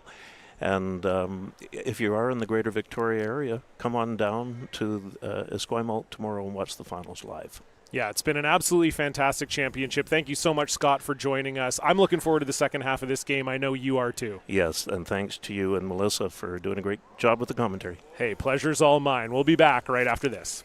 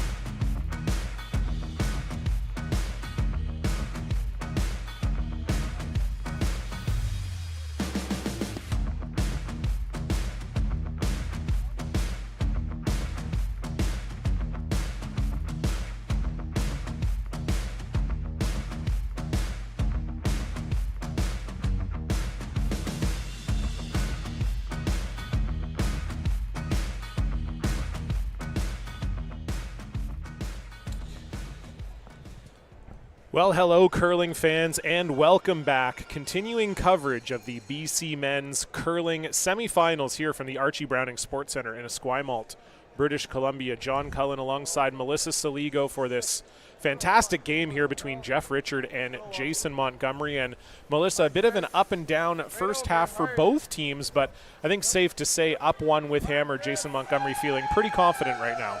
Oh, I would think so. And, just as we said, a couple little mishaps, especially for Team Richard. You can feel it. They know it. They're struggling a little bit on the, getting it to the exact point they want to. So they're hoping that after that 5-minute break, they'll have a chance maybe to be a little sharper in the last half. But for Montgomery, in an even end here in the sixth end with Hammer and that 1-point lead, that is so crucial. But as you're having a look at the house here, Troy Cowan again on his first one does over curl and came light.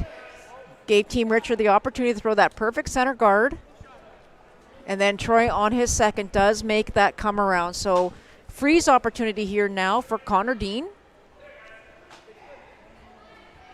Oh, sorry, I believe that's Dan Wenzik throwing that shot. Yes, it is. Pardon me. Very nice freeze there from Dan. Beautiful.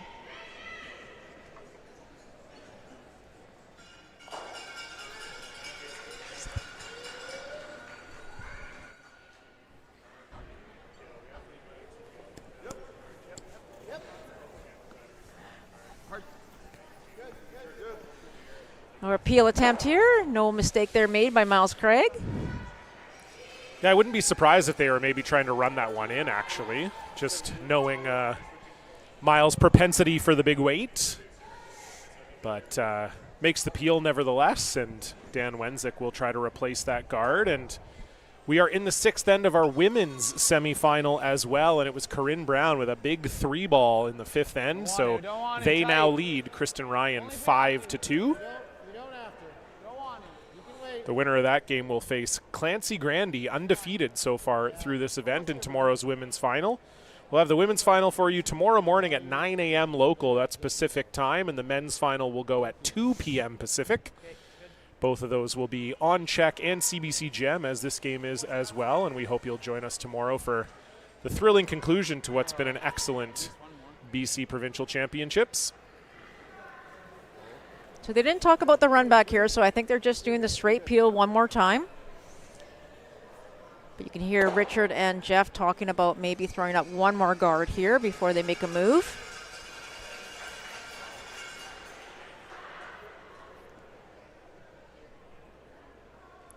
Fastest we've seen yet. Yeah, we hear Richard talking about it, and we saw that in the game earlier today, that after the mop in the 5th end, it definitely got a little bit faster, and something that it seems like Team Richard is aware of as well.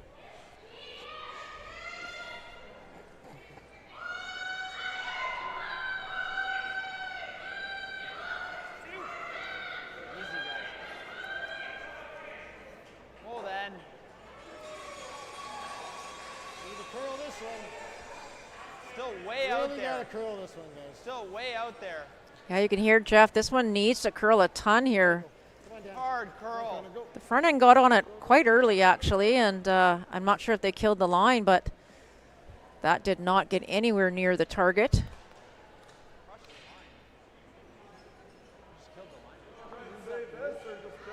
Yeah, you hear Richard saying that seems to be, he seems to be in agreement with you that was maybe a bit of a premature sweep call from Jeff. If you don't get the red out, it's not great. Is there on this? I like that. You like that? Yeah. We want to make sure the red goes out, right? Yeah, we want to stand. I think this is fine. Yep. All right, Chris. This is normal here. Just touch center line of impact, it looks like. So trying to make the double here, and that would leave them lying 2. Oh, curl. Curl. Curl. Curl. Oh, straight. Curl. Straight. So maybe just trying to pick it now. Trying to save the back blue one. Nice call there by Jason Montgomery. And the crowd loves it. Yes, they do. My goodness. What do you like, bumper or control? Crowd has been in full Bumper or voice control? all weekend I like long. It's bumper. been great to see the support for the provincial championships here in the greater Victoria area.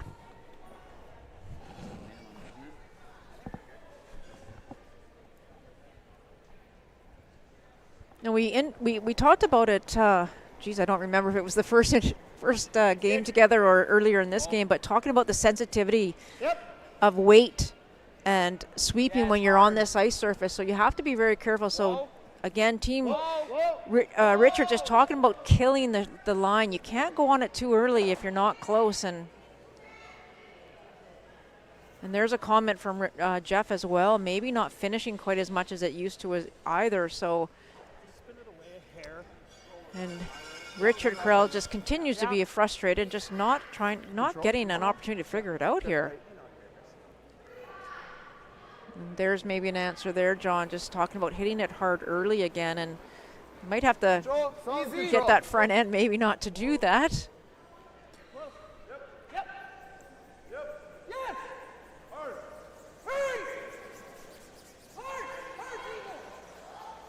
Little roll outside maybe. Nice shot there by Chris Bear.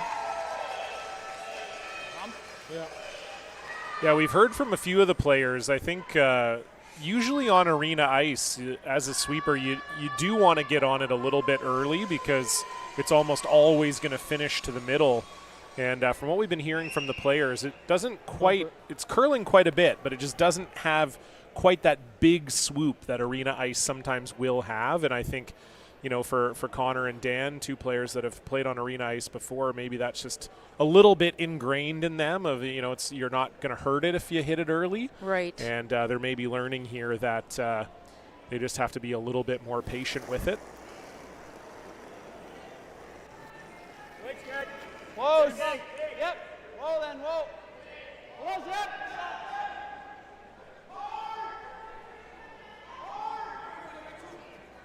And this one's really curling.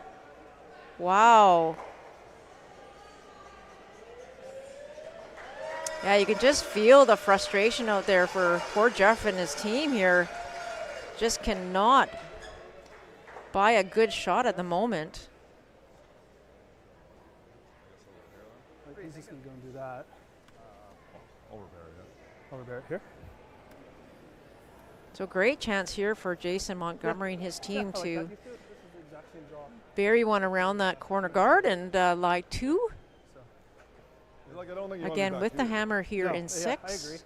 Good ice here last time. Walked over there pretty good. here. Yeah.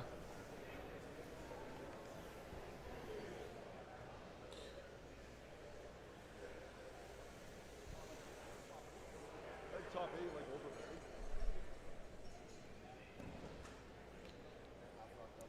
Well,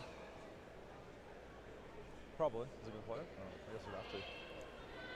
If you go on the 4 foot, then he's freezing. I don't know what else. So another end with quite a few half shots from Team Richard, and it's got Team Montgomery set up for a potential 2 here. And they're just talking about where they might want to put this. They talked about putting it maybe top 8, but the front end just questioning whether that's an easy double for Jeff Richard and Jason pretty much saying, yeah, it is. But if you go any deeper, then Jeff can actually freeze to it and take the end away from you altogether. So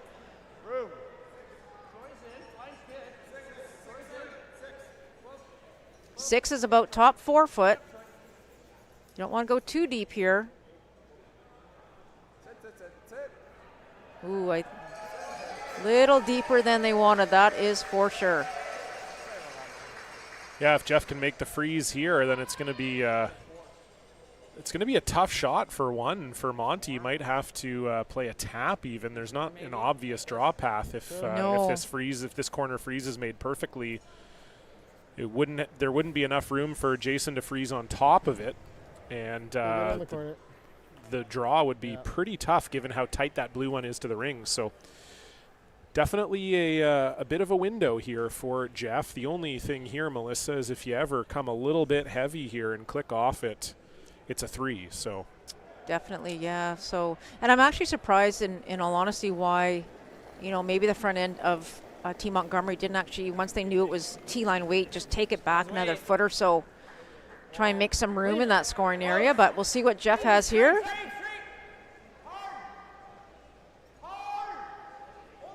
this is curling. This is curling. Does it have the weight? Does it have the weight? Dan Wenzik trying to hold it for shot. Wow, again. And they just won't. It just over curls. Perfect weight from Jeff Richard, but it just over curls a little bit. And, Melissa, Jeff definitely throws a little less rotation than a lot of curlers on tour. Throws about 2 rotations, and I wonder if that's just starting to catch up with them a little bit here, as that's perfect weight, but just over curls on them. Yeah, it's very interesting, and Same way, it's not bad. I think we saw that picture before. I think Jeff tried that on a previous shot a couple of ends ago. Same thing, just over curled ever so slightly, and does leave this great opportunity for Team Montgomery to get 2 here. But Jason does need to find the 4 foot. And you can see Jeff and Richard at the back there a minute ago. Really just close. Again, just can't figure it out. Just can't seem to find their way here. So it's a draw to the 4 foot for 2 here for Jason Montgomery. This is not light. It looks pretty close. Looks pretty Looks close. really close. Don't want to touch that blue too far. Oh, boy. And I don't think it will. So that is 2 for Jason Montgomery, and they will reestablish that 3-point lead. Jeff Richard trying to find his way back in.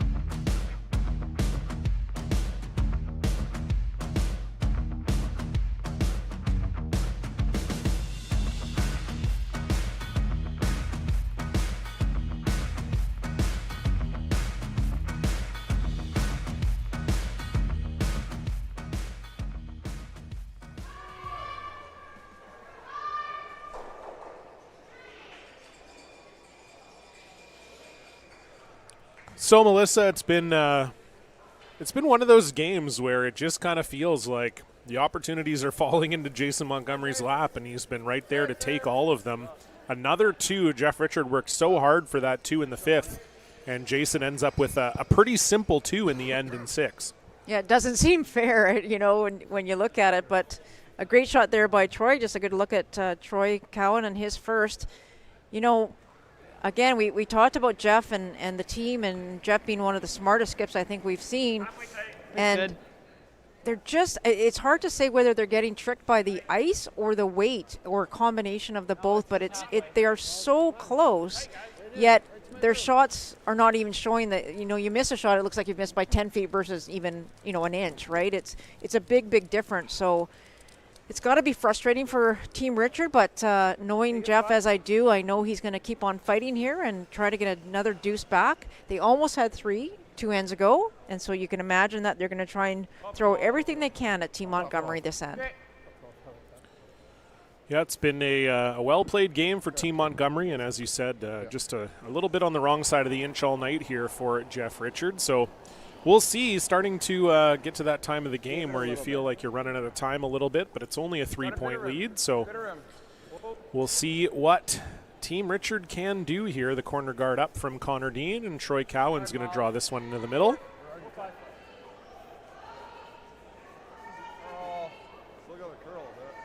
Got a curl.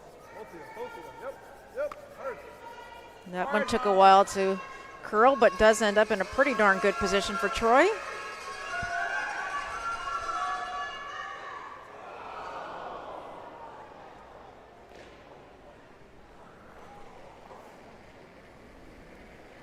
So that you heard from the crowd, Kristen Ryan had a really difficult shot for 2. Just about made it. She needed to just sliver a shot off of the brown shot stone off of another stone in the 4-foot and stick around for 2. Slivered the stone, but just not far enough. So Corinne Brown stealing 1 in the 6th.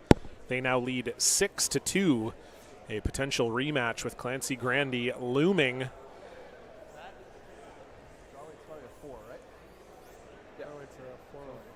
So another Connor throwing another corner guard there. A Connor corner. Connor corner. That's a hard one to say 5 times fast. But a terrific shot. So Miles Craig now going to throw a tight center. Almost want to over curl the center just ever so slightly. And 4 sounds like it's in the rings.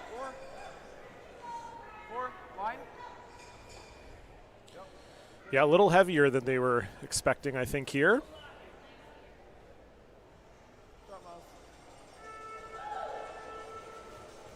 Yeah, you didn't really want to bring that one in, John, because it does give Team Richard this exact shot here. A nice soft hit and roll in behind those 2 corner guards. So it makes that a little bit easier here for Dan Wenzik.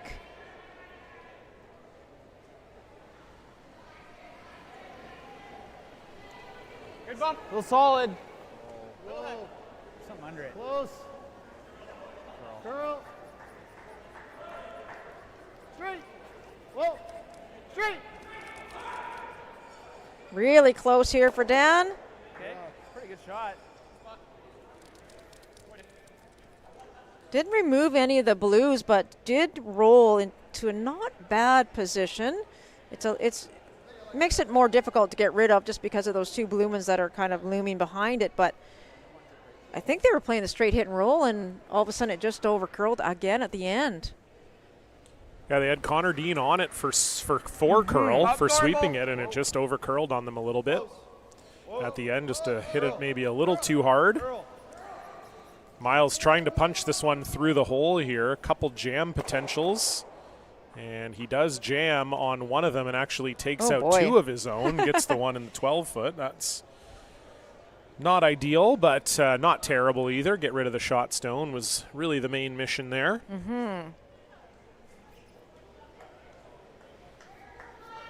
So Dan being asked now to draw around, I believe draw around the corner guards, not necessarily freeze to that blue stone, or maybe tap and roll a little bit is okay too.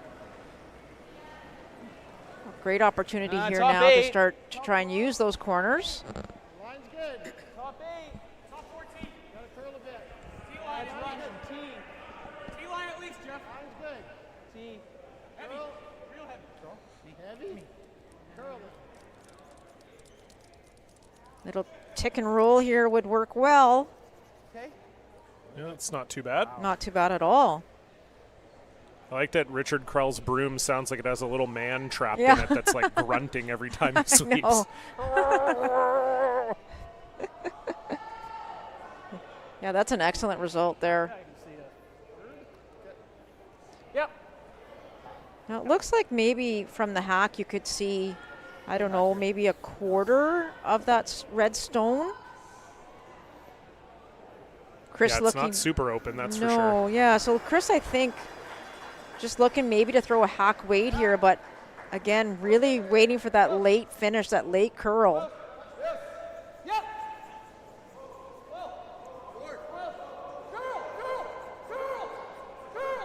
You heard Chris say maybe a little big, but just needs to get enough to push it out like that.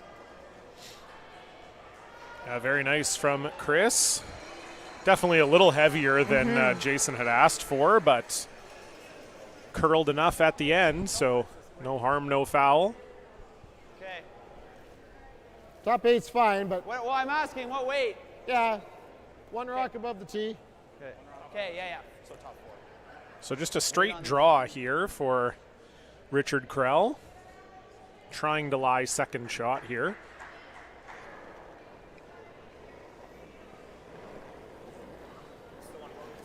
Easy. Got some room early. Lot of room. I'd like to go, Jeff. Curl all the way. Curl. Weight sounds good. But again, trying to get this buried behind those hard. guards here. Go, Connor. Go. Go. Both sweeping for curl.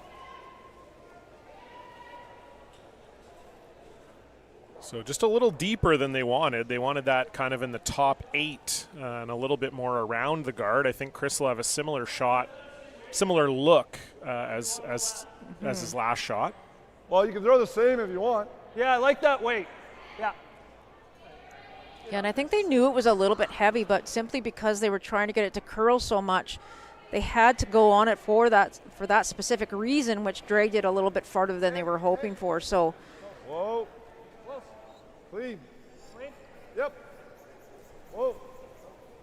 so Chris gets an opportunity here to throw the exact same shot. Troy Cowan really trying to bring this over. Very nice from Chris. What a great shot. Great control weight. That was more the hack weight he was looking for. And just a beauty by Chris Bear. And the crowd is happy. They love it. That's why they call him Teddy Bear, Melissa. There it The is. soft touch. There it is.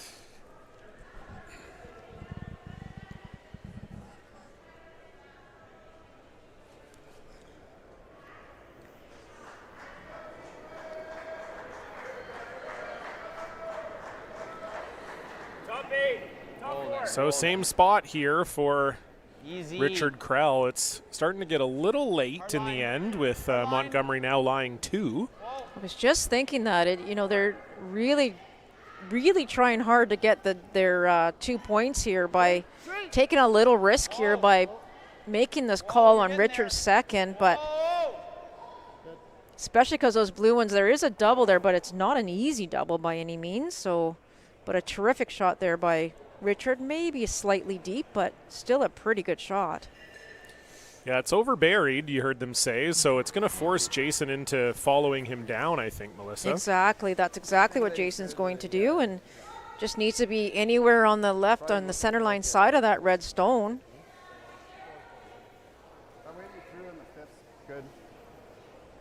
Nice job by the front end there, just talking to Jason about the potential weight, comparing it to some rocks that he's already thrown instead of giving him a number.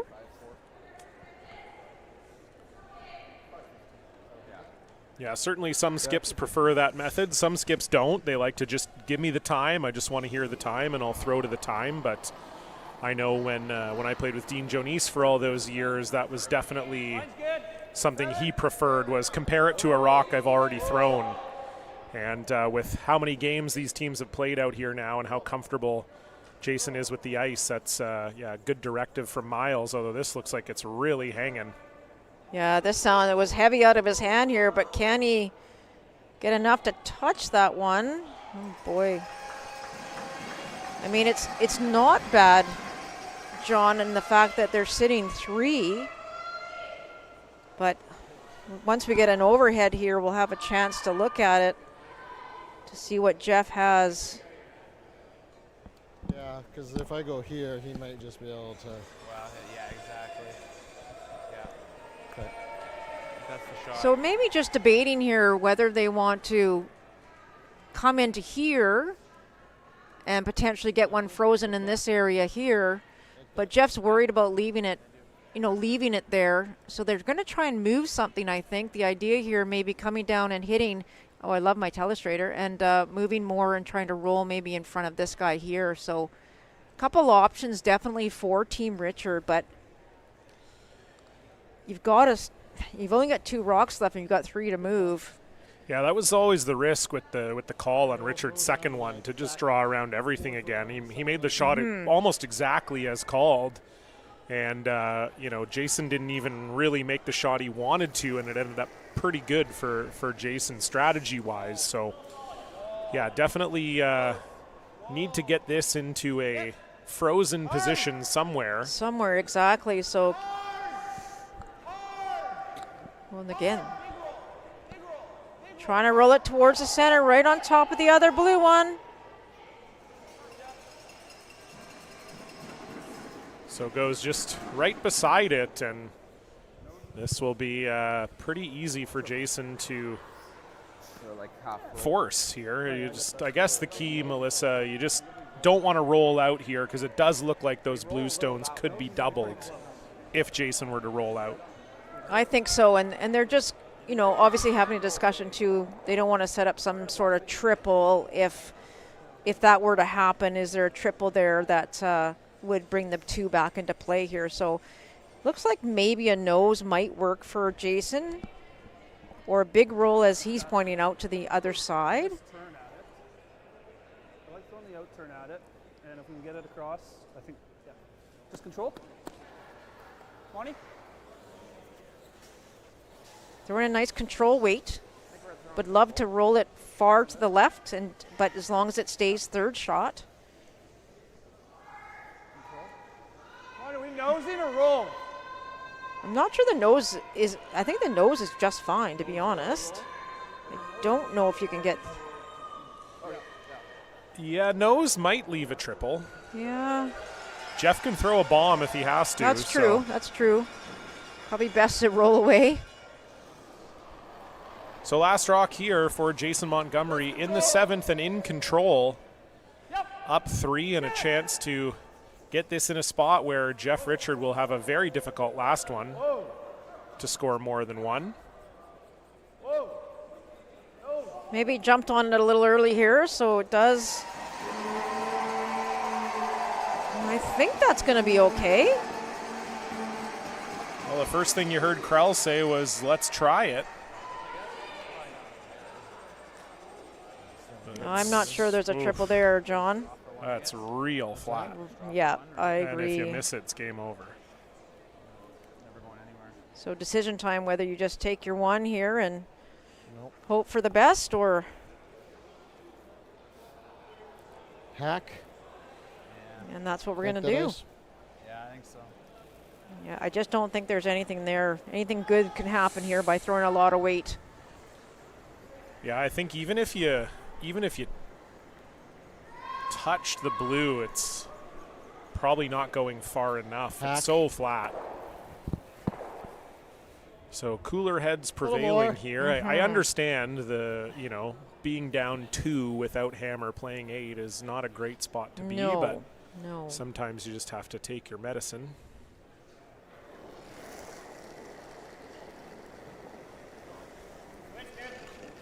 Clean. Clean. Yep. Yep. Hard. Hard. Connor Dean on this. Oh, you This is can't curling. roll. You can't roll this, John.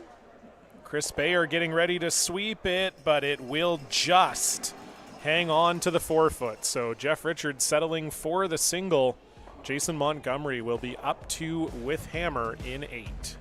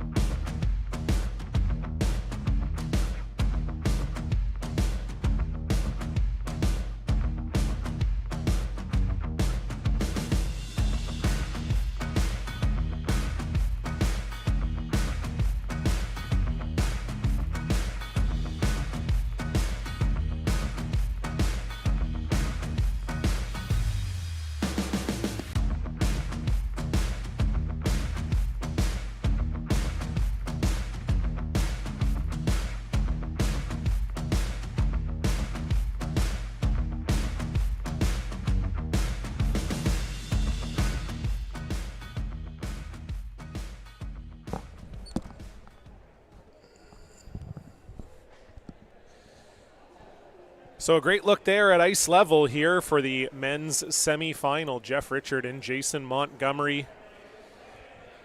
And Melissa, it's Gotta go high. Yeah, no, go. the sands are starting to run through the hourglass here for Team Jeff Richard. They just really have had a hard time getting anything going in this game. They really have, and they've just been fighting it the whole time here, just trying to get these rocks where they need to be. And we heard a little conversation take place during the break, and that is it's time for Jeff Richard to pretty much go all out here. So that you're probably going to see 2 centerline guards, and they're going to do everything they can to throw a steal at Team Montgomery. Oh. Easy, guys. Eyes up. As you said, John, being down 2 without the hammer and 8 is not a great position, but of course, on the other hand, Team Montgomery is very, very much in control of this game and probably feeling very confident at this moment.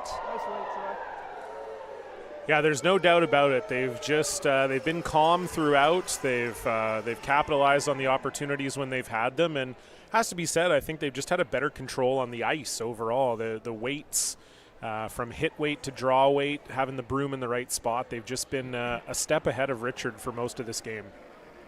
Yes, I agree, and it's interesting because the first couple lands you and I talked about the fact that they're so comfortable throwing that normal weight or that, kind of normal up weight, the 9s and 10s. And in the last 3 or 4 ends, they really brought that weight down to that hack weight, and they've just nailed it. They've been so accurate, hence Teddy Bear, right? Teddy Bear.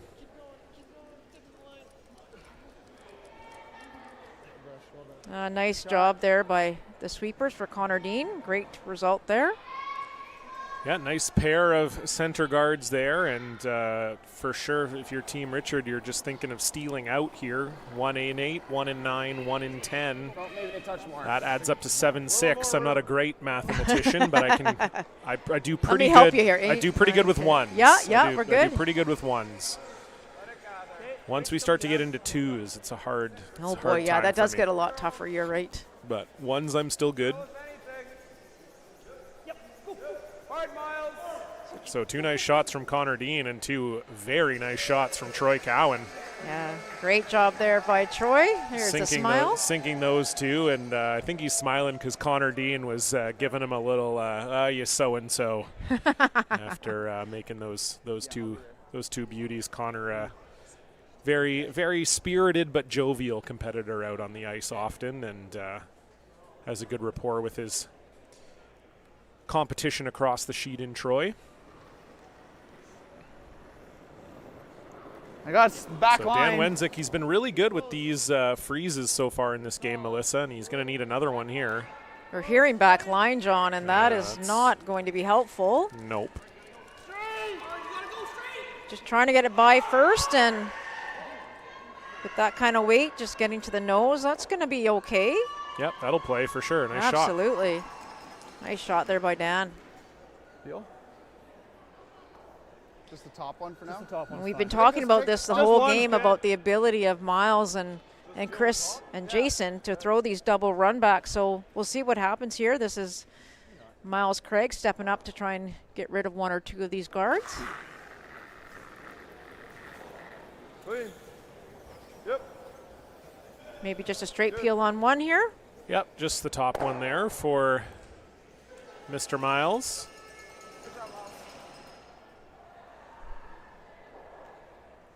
And this is about patience, although you know that time is of the essence here, but patience for Jeff Richard and team, just throwing up another center guard, but eventually, obviously, going to have to make the play into the rings.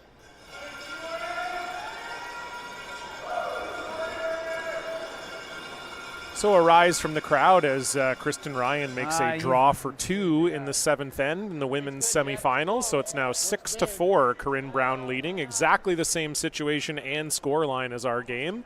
Corinne Brown will be up 2 with Hammer playing 8. Max curl, I guess. Max curl.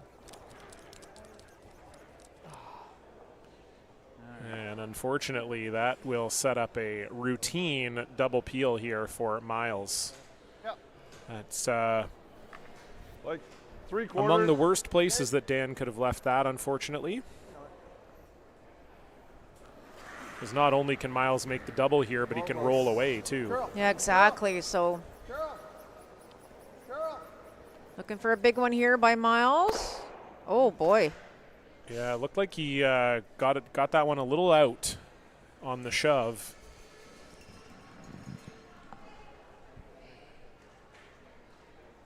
Some Yeah, curlers find their peel weight from just driving strictly from their hips, and some have a little bit of an extension there, and Miles is definitely on the extension side of things, and that one looked like he just got a little overextended. So a break here for Team Richard.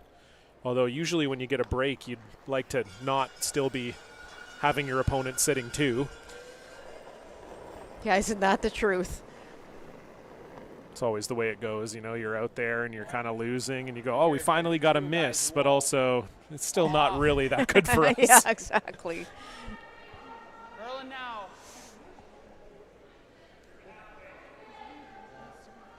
Running like it's. That's okay there. That's okay there. That's okay there. Yeah, trying to leave this one a little bit higher. No, I know. It's just that one ran really straight on me. Yeah, can we roll in with that or no? What's that? Yes, we don't need. Can we roll in? Should we ever just peel the other one? Yep, you could. Why? The one on my side is more dangerous. Let's talk about it. Freeze. Let's talk about it. So you heard Chris say that he thought the double peel was a bit of a sucker shot, that, maybe you'd be running it in and causing some trouble. So we'll see what they say here. I'm wondering, is this one more dangerous? Yeah. Because, he makes this, right? Like with that one, he goes here, like you might have something in the middle. Right? Do we ever play that or no?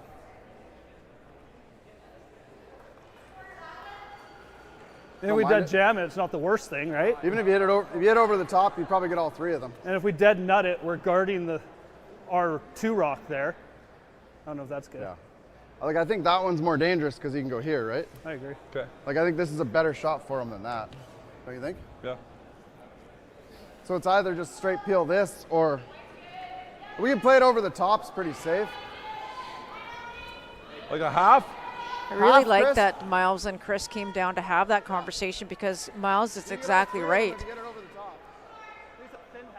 You always try and identify the problem rock, and right now I believe, as with Miles, that it is the one on the left there that is protecting the blue stone that's kind of T-line, back T-line. That's the last thing you want to give Jeff Richard an opportunity to freeze to that stone and be shot stone.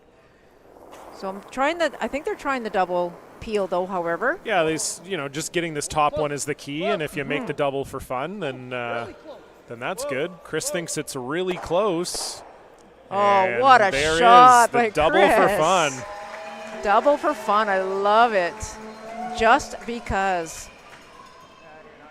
Chris Bayer on his game today, no question about that. That is, that's when you know you're operating on all cylinders. When you don't really have to make the double, but you do anyway. Fantastic shot from Chris Bayer.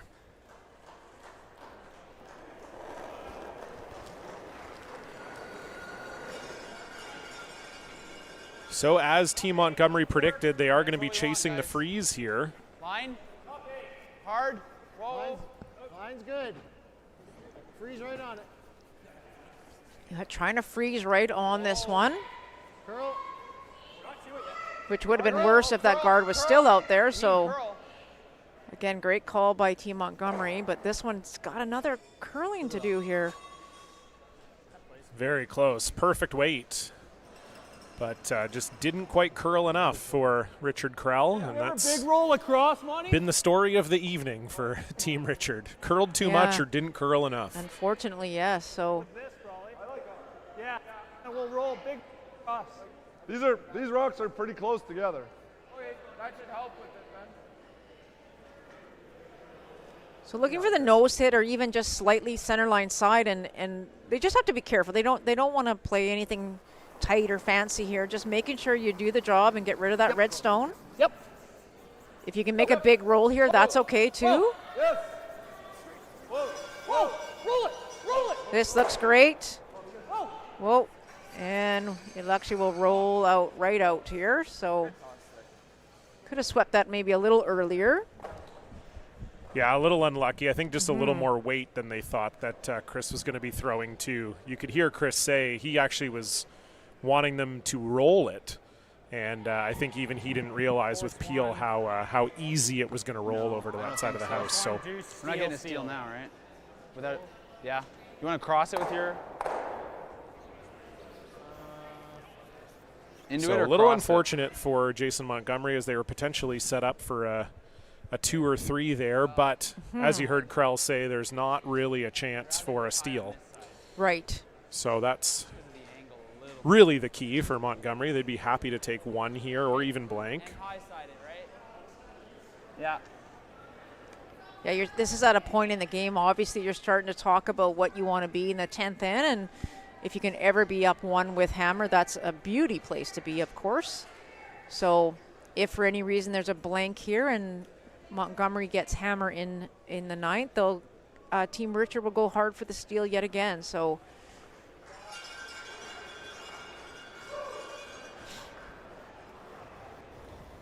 just a short run back to kill this Whoa. blue shot stone for Whoa. Jeff Richard. Curl. Hard curl. Don't seem to love it out of his Hard hand. curl, hard curl. Come on, hard. trying to keep the shooter. It's close. Go, go, go, go. Hard. Oh, what a great shot. That's a terrific shot. Very nice from Jeff Richard. Splits the rings. And so this is going to be a cross-house double for Jason Montgomery to try and keep the blank alive.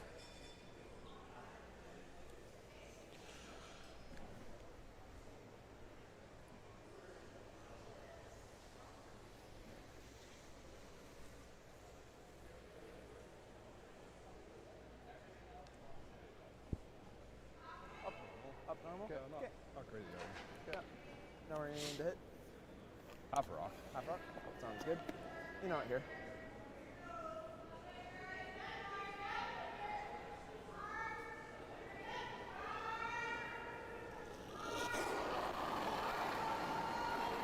Up north. Yes! Yep. Mark. Yes!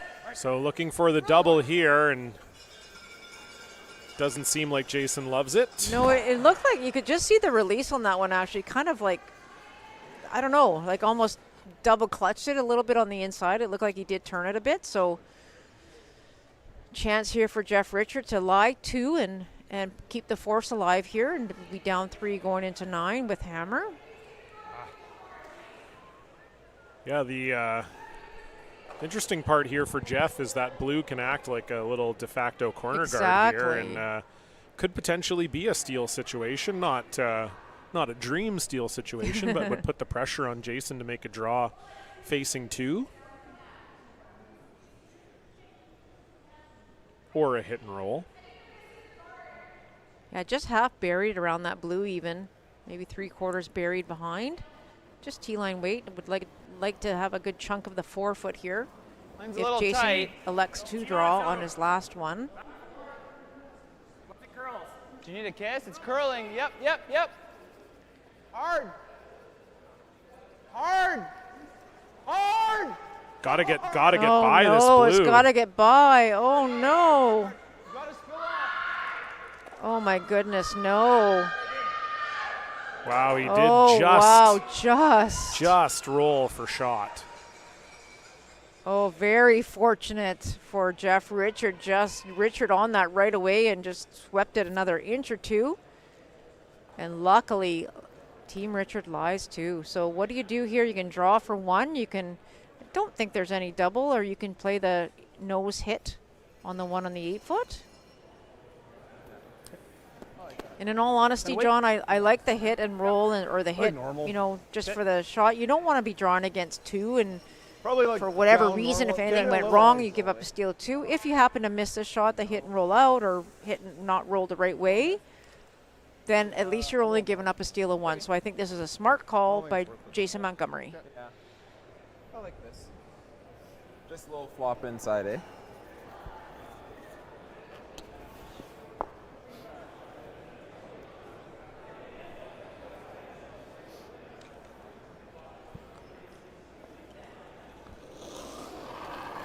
So final stone, Jason Montgomery facing 2 Jeff Richard stones, looking for a hit and roll in and calling for curl right out of his hand. Can Miles Craig bring it over enough? Gotta go a lot here. Oh dear. And it's close. Oh dear.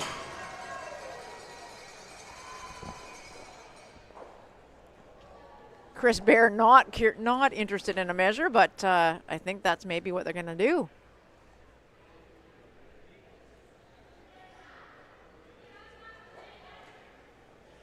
The classic. They've known which one it was every time. I love it. It's probably blue. It's probably blue, but can we please measure? I think they're just trying to keep everyone busy out there.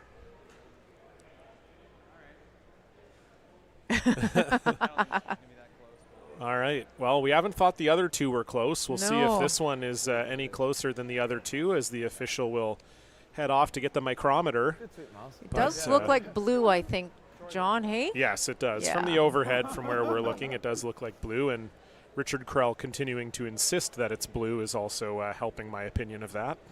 Which is, you know, but I guess it's important enough point that, you know, you might as well double check, but.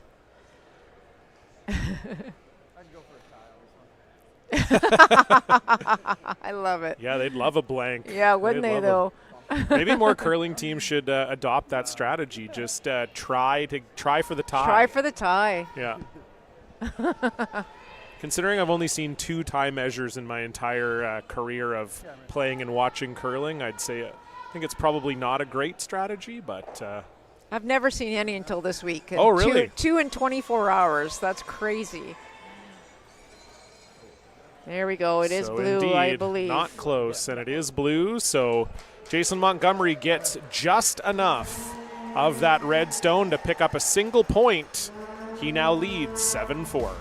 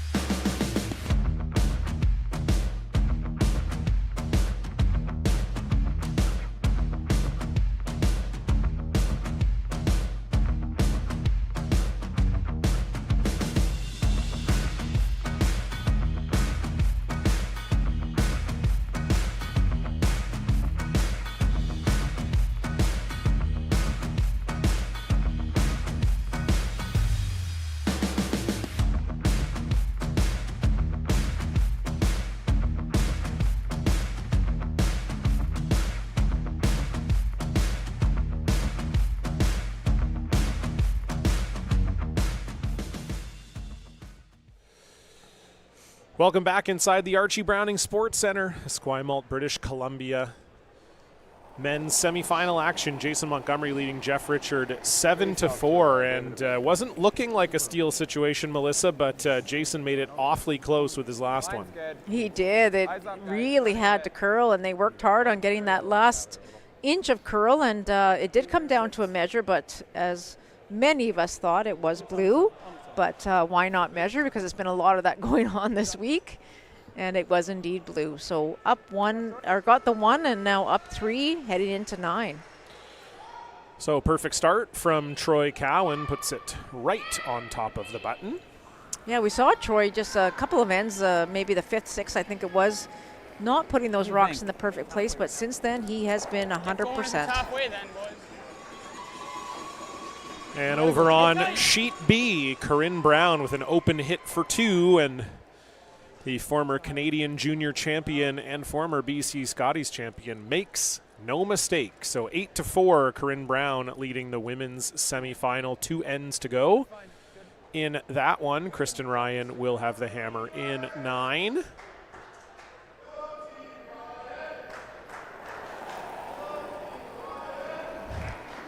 Looks like some Team Ryan fans. Like the throw better. Maybe a little. Yes, yes, some deep-voiced Ryan fans apparently.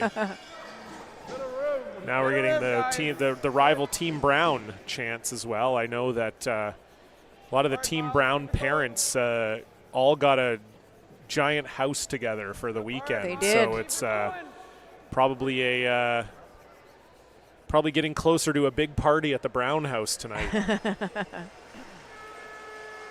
I'm sure led by Corinne's dad, Ken. He loves that. I think so.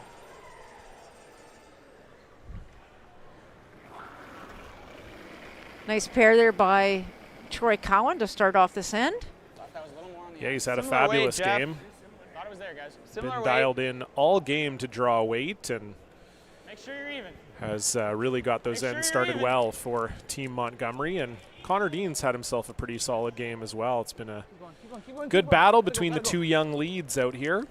He sure has, and this time trying a little bit different tactic for Jeff Richard, just trying to split the sides. Instead of having 2 guards on one side, they're going to try and have one on each side. I think just out. Like real tight? Yeah, I think so. I like that better. If we go in, he probably noses it, and then it's That's true. Sort of like a all couple our rounds rocks are ago. gone. You know, Keep almost giving up 3. 2 feet outside the rings. Yep.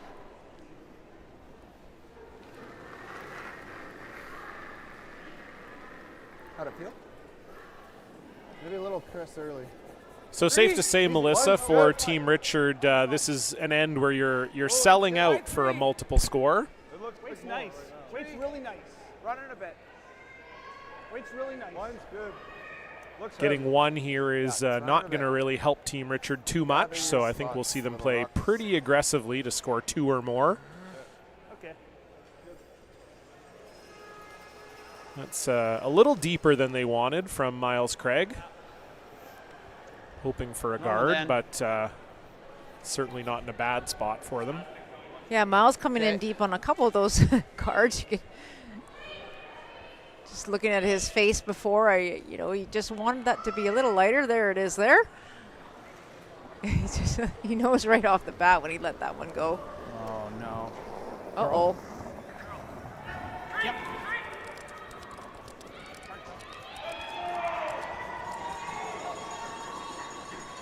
Hard, Jeff. Oh, this looks like a great shot by Dan Wenzik. Good. Yep, pretty good. Nicely done. Doesn't quite get perfectly buried behind the corner guard, but close. Very nice from Dan. You can see a little bit of it from the hack, enough that Miles Craig can chase it. Okay. And Miles, being a left-hander, will actually be able to see a little bit more of this stone than a right-hander would. Exactly. So great opportunity here for Miles. I guess sometimes being left-handed is good. Is it? Good? I always thought it was a... Is it? Is it? I don't know. It's Miles might have something to say about that to us after the fact, but oh, lovely shot there. nice shot. Great job by All Miles. right, Dan. Make her good. Yeah, the Blueberries starting to stack up in the rings here for Team Richard, and they're going to get aggressive with a little freeze into the pocket. Yeah, you know, with Team Richard, you've thrown those two great corner guards, but at this point in time, I didn't get a split on it. you're not getting the opportunity to use them. So now have to play right to the center now, and as you said, just try and freeze on one of those blue stones and try and create some jam opportunities here. We got lots. Bumping right now. Hit it. Can we go around? Is that still an option?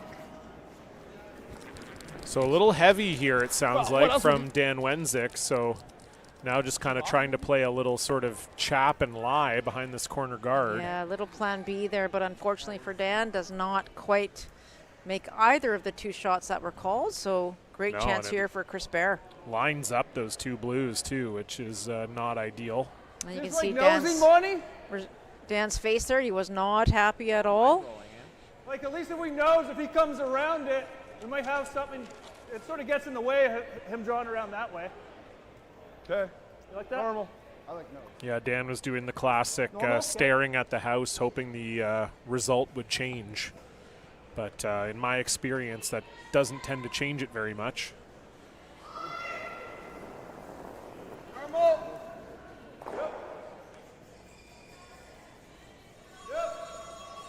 Yep. Yep.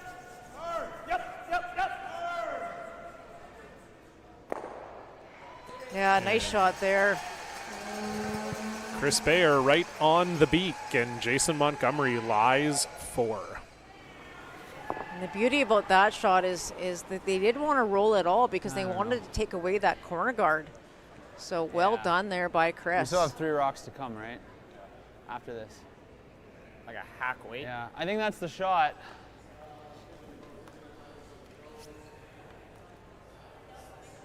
For Team Richard, they need to move those 2 rocks off the forefoot for sure. And as I think Connor just pointed out, not a lot of rocks to come here. 4 rocks to come. I like doubling them. And even if we get 2, right? Probably playing for 2 now. I think you're absolutely playing for 2 now. I don't think there's much chance for 3.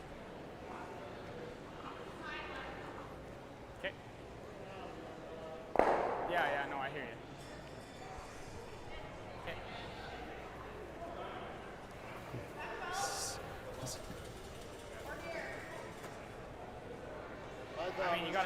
My thought was hit that on the nose with like hack, get it back here.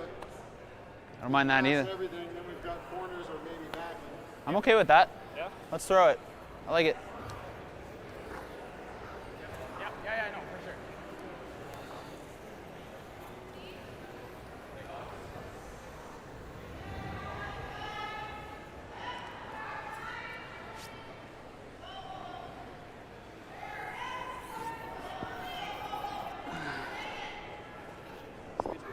I want to hear more ice, I think. So I think they're trying to hit and roll here, Melissa, off of this I just don't want to overcurl blue this. stone that's just touching the forefoot. I think so. They thought maybe they could hit and maybe roll under that other blue stone that's just on the 8 foot on the right-hand side. But Close. I think number one, Roll you've then. got to try and move both of those rocks. Like, you don't have to get them out of the Close. rings, but just push them back, the ones that are in the 4 foot. You've got to create some scoring area here, and right now you don't have any. So hard curl here. That's not bad, not bad. I mean, you at least push that one blue stone right to the back of the button, which is not a good position if you are Team Montgomery. Want to roll? Just fine.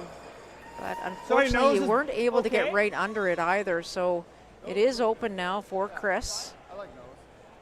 I don't even mind. Is that blue one in front of ours at all? This is quite a bit higher. It is, okay? Yeah. Like, I don't even mind if you It's roll like a out. rock higher. Yeah. Yeah. Yeah, if you like doing this. Same shot you just played. Yeah. You know. Same thing here, Chris. So yeah, if Chris can roll this one into the button area, it's going to start to look pretty scary for Jeff Richard. Couldn't agree more. This is A tough situation for Jeff Richard right now, and Team Montgomery firing on all cylinders at the moment. Rolled maybe a little further than they would have liked, but still pretty good. Monty lying 5. Yeah, still very good actually. And Draw speed's the same. so 3 red rocks to come here, and as you said, facing 5 at the moment. So trying to figure out a way here to score a deuce. And right now, trying to actually, I think they're trying to freeze maybe into the pocket of those 2 blue stones right there Line's good. that are sitting in the 4-foot. Yes, Whoa, definitely. Whoa, let it work. Would like Montgomery to take a stab at trying to run something hard, and maybe with any luck getting a jam out of the situation. This one not curling up quite as much, but still in a great position there. I think that's a great shot. Yeah, very nice touch there from Richard Krell. As long as it doesn't But should be fairly easy to remove for Jason Montgomery. He'll probably lose a blue or 2 in the process, but not too difficult. Up normal. Up normal, nose. I mean, if you hit it air high, it's not bad. Is that? If you hit it high side, it's not bad. Exactly. Nothing's gonna jam. Thinking like nose, Monty? Yeah. Okay. kind of weight do you want to throw? Up normal. Okay. I like the weight on your last up normal. Just nose, eh?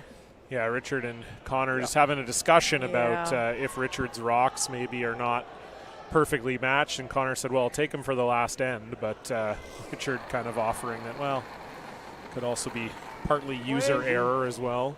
Girl. And just remembering that they did play on this sheet earlier this morning as well. And they had the ability to pick their own rocks that they wanted to play with.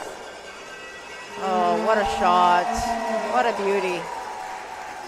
Yeah, once again, Montgomery lying 5.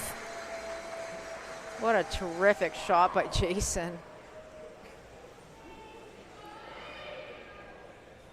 Yeah, it was very nice that this one kind of rolled right on top. So there's not really a pocket. You just can only sort of freeze to that back blue one if you wanted, or corner freeze those, I suppose.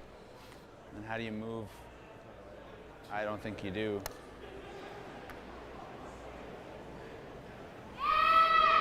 I have no idea.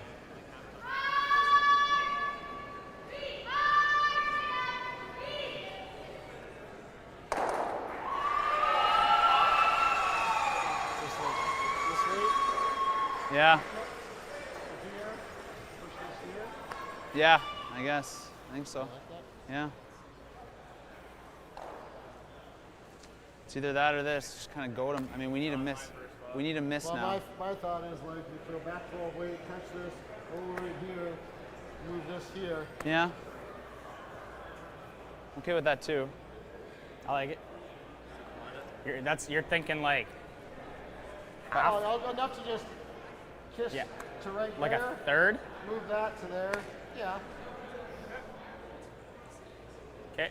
To me, I think that's Yeah, I probably don't. going to give him the hardest shot. I don't really see anything else. I don't like hitting and rolling behind. That's cued right now. So. Well, I would be trying to roll like a quarter buried. I mean, this side's dragging this way, right? I'm okay with your call, Jeff. Tough situation here right now, The only other John, thing I for would- sure. yeah. Just you've got 2 rocks left here, and you're trying to figure out what the best way is to get the 2. I mean, you freeze the one on the back button. Monty's just going to blast it out of there. It's a nose hit though, or just like half. So it goes onto that.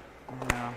If you go anywhere away from the 4-foot, unfortunately, you're going to need 1 rock to get rid of 3 stones, so that's not going to be very helpful. So they're talking about maybe corner freezing to the one on the, maybe corner freezing on here and just kind of tapping these 2 back a little bit. But again, that's the wrong color. But again, trying to figure out how are you going to manage to use both the stones still to come. It's not an easy task. Back 12. Yeah, I don't like thinking about it. It makes my head hurt. I've been seeing yours move a ton. What? I'm seeing Yeah, the yours reality move. is you're really just relying on a Jason Montgomery miss. You know, it's nice to talk about all these options, but probably all the options they're discussing, Jason Montgomery's going to have some sort of a shot to eliminate the red stone you're throwing right now, and then that's going to force you to 1. So I understand wanting to try to get it right and make it as hard as possible for Jason, but just an unfortunate situation here for Jeff and team that they're really not going to have a way to make it so that Jason doesn't have a shot. Yes, agree.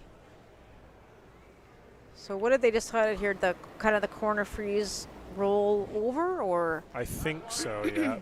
Close. Whoa. Just throwing like back line because they think they got to move the back blue stone a little bit. Exactly. Just got to move. They got to move at least one of them out of the 4-foot area here. And this Oh, is boy. in between both. Oh boy, that's a disaster. Yikes. Yikes is right. As you said, in between shots here, and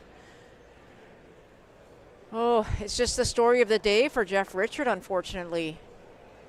Yeah, it was the weight they wanted, really. It was a little heavy maybe for back line, but not by much. But just did not catch the curl, and tricky situation now, certainly. Right? Yeah. The split center. This is a weird situation center because line. you almost don't even know where to put this because you don't practice. Well, what happens if we're lying 5 and we can lie 6 and we're also up 3 with only 2 ends to play? You don't really draw this one up in practice. Not very often, no. But so. yeah, I think if Jason, Melissa, I think they're trying to put it sort of top 8, bite the 4, and I think if they do that, it's going to be very difficult for Jeff to score 1. I would agree. And as Jason or Chris pointed out, there really is no draw path to that area as well. So you put this anywhere near the middle on the center line side and bring it in a little bit deeper than like a top 12, top 8. I'm really not sure what Jeff will have on his last stone, and whatever it is, it will be for a max of 1. Well, this looks a little heavy, so that's music to Jeff Richards' ears. Oh, 7 is definitely T-line weight.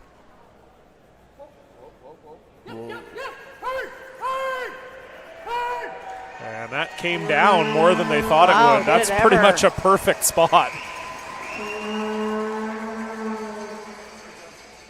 There's no rings. It was moved a lot, though. Not that it really matters. Stop our clock. I think Chris It accidentally moved kicked the good. I back don't know how blue. much. I don't think it matters a I whole don't lot think either. it matters but at this point either. It's like 6th shot. yeah. It's So not going to matter much. Close enough. Well, Well, All right. You're good. well. I don't feel for Jeff Richard Ian's in gonna this get a better particular kick there, moment. isn't it? I do. I feel bad for him. Well, yeah, that's what I mean. You can start it now. I don't know what I said, but I don't feel you said good you for don't him. feel for him. Oh, I Then- don't feel good for him. Yes, is what I did- meant to say. I know. I was just joking. You see Yeah, the this third? is Not fun. the very definition of no it's joy pretty here thin. for Team Richard. And just a quick update on the women's you throwing me semifinal. out? Kristen Ryan drew for 1 Okay. in the 9th. So Corinne Brown is leading that one 8-5 with Hammer playing the 10th. So looking like Corinne Brown will have a chance to exact revenge on Clancy Grandy in tomorrow morning's Okay. BC Scotties Third. final. Ish. That'll Maybe go thinner at 9 even. 9 a.m. Third or local maybe time thinner tomorrow even. morning. We'll have it here for you on Check and CBC Gem. And we'll see if Jeff Richard can extend this game. Safe to say the game on the line, facing 6, needs to make a double and kind of roll in off the back side of this rock into the 4-foot to score 1. Extremely high degree of difficulty. Yep. Final stone, and could be the final stone of Jeff Richards' season. Here we go.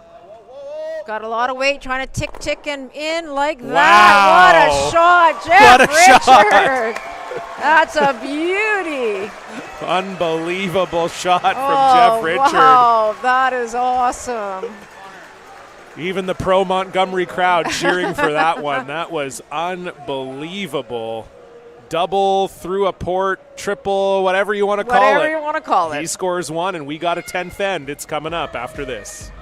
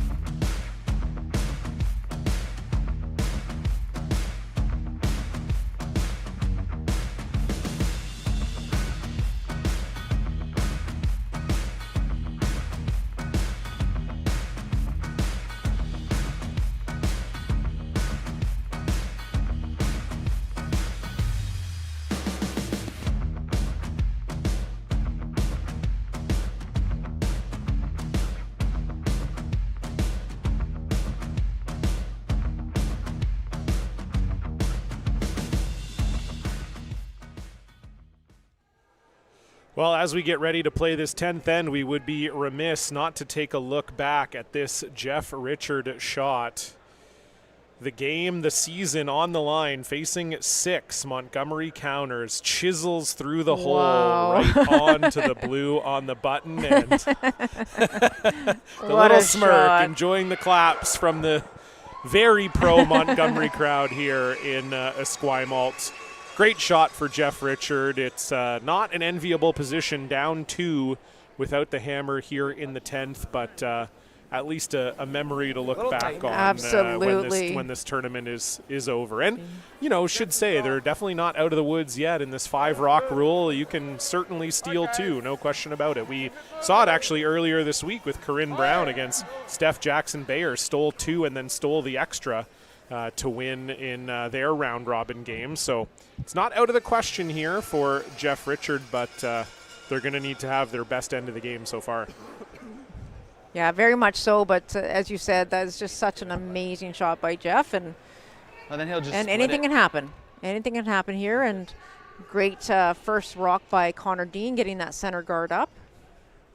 Followed by, of course, as we've said this a number of times so far, the 2 young front-end players, the leads, playing extremely well here.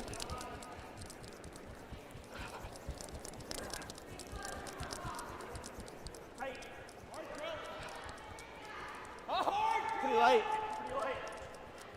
Hard! Keep going! Trying to get this one past that top red if they can. Yeah, you want to get as much separation as you can. Oh, great brushing. Really good sweep from Krell and Wenzik, and that ends up being in pretty much a perfect spot there for Connor Dean. I'm going to give you a few feet more here. Yeah.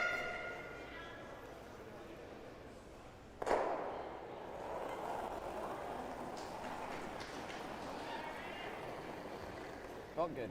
Maybe a bit big. Easy. Line's good. A little further out there. So Troy looking for top 4 Stay close, here. guys. Really doesn't want to be deep, and if I think they have to make the audible. If this is deep, they need to continue to take it back and get it out of the way, but you don't want this back button. That is the one thing for sure. That's a good spot there. Yeah, very nice shot from Troy Cowan, finishing off. Our time is not great. Potentially finishing off a fantastic game. We don't have the stats in front of us, but as a lifelong lead, I think safe to say Troy's somewhere in the 90s here this evening, so very impressive for his first provincial semifinal appearance. Yeah, I would agree with that as well. He's just had a tremendous game. So Dan Wenzik will try to freeze here, and then I believe we will see the peels start to come out here for Team Montgomery. Yeah, trying to get this one to finish again, and not a bad spot. They did want it to curl about another foot, but Yeah, it's like an hour. Yeah. How about this? Which way are you going? no matter where that stopped, I think this was going to be the call from the get-go. As you mentioned, John, it's time to play those double peels or... Right on the blue, Troy. Hard on the blue. Hard on the blue. Okay. Oh, what a shot. Miles Craig. When you're hot, you're hot. Probably didn't even need to make the double peel, but if you can, why not? Why not? Exactly. Fantastic shot from Miles Craig. And starting to inch ever closer to their third BC Provincials Finals appearance.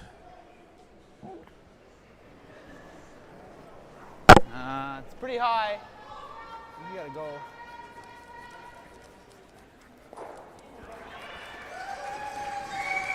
Gotta go. So as this guard goes up for Dan Wenzik, we can tell you that cheer is coming because Corinne Brown has finished off Kristen Ryan, a fantastic run for the team from the Golden Ears Winter Club, but it will end in a bronze.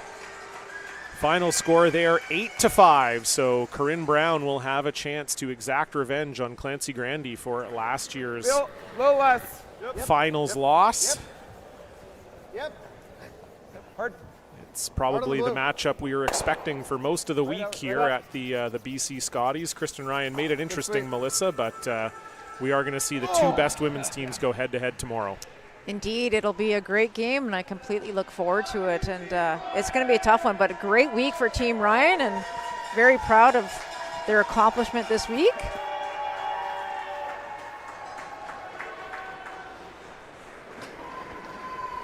Yeah, you had brought it up earlier, but also a really tough schedule for them over the last few days, having to play that tiebreaker yesterday. Played 3 games yesterday, 2 games today, and five games in about 36 hours is a lot to handle.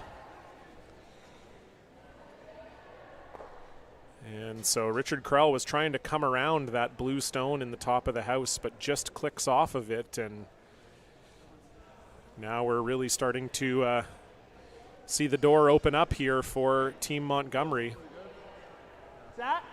Nose is okay. Nose is okay. Okay, what's the double? Like half? Or is there a double or no? Team Bowles in the crowd. It probably spins out, but it's not great at the double. Okay, so we're just nosing. Throw peel. Hit. Gotcha. Okay, Right in so the we're hitting a crotch. little high. Feel. Right in the crotch. Like an inch of it is probably good. What turn do you want? But if you just nose, it's fine.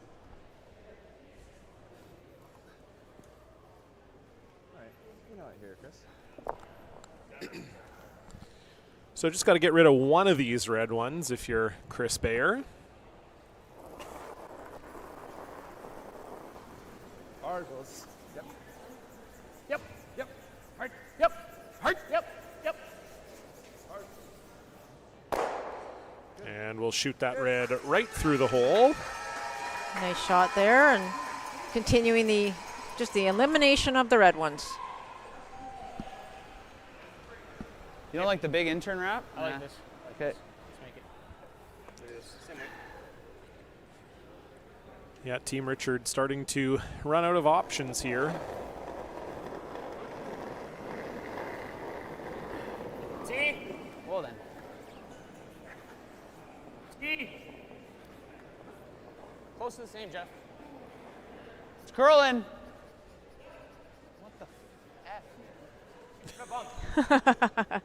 The frustration continues, and Yeah, I thought we were going to get maybe a little donation to the swear jar there Yeah. from Richard Krell. But I was hoping for you. What happened to my roll?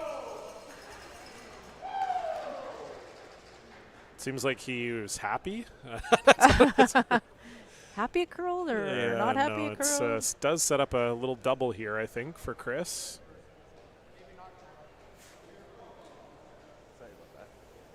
We got 2 still.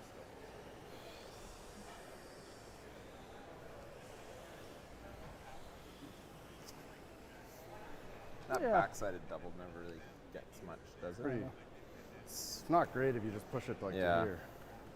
And then they go like there. No, I don't like the backside. I don't think we play the. I think Just rip that? I think so. Yeah. Like We this don't rock. want to roll in, eh?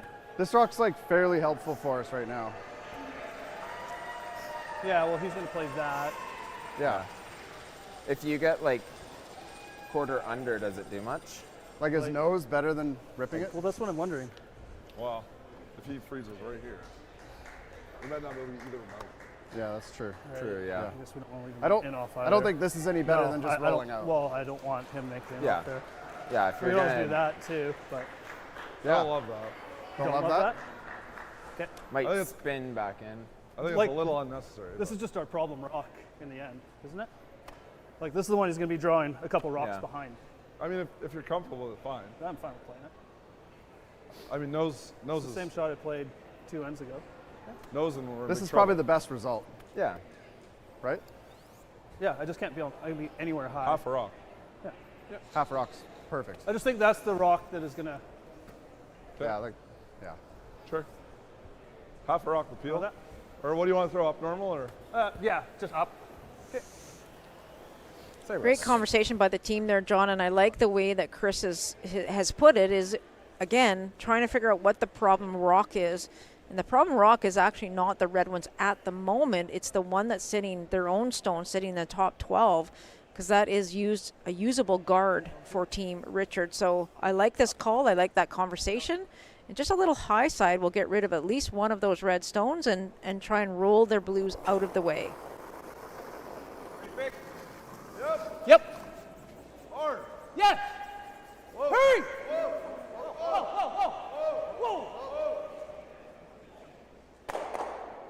Ooh, just about made the Yeah. double.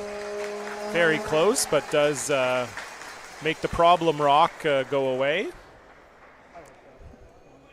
So we see a few of the competitors from this week there. Team Bowles, Megan McGilvery from Next Taylor one. Reese Hanson's team, and some of the members of Deng's team as well there. The double. So Jeff Richard looks like he's going to throw the freeze onto that stone that's sitting on the tee line or on the button. Maybe tap it ever so slightly, but you got to be careful here. I would think, John, that you don't put it in a position that there's a double on the other red stone across. So Weld it. just because that other stone is about a rock or two ahead, Good. Yeah. you don't really want to set up a double here. Play the weight. Not curling. Not curling. Whoa. Nope. Yeah. Play the weight. Curl. Curl. Curl. Curl. Curl. 15. Okay. Shot, Jeff. Really nice freeze there from Jeff Richard, but I think the double will be here for Jason think so. Montgomery, and if he makes it, that will be all she wrote. Troy, you got this side?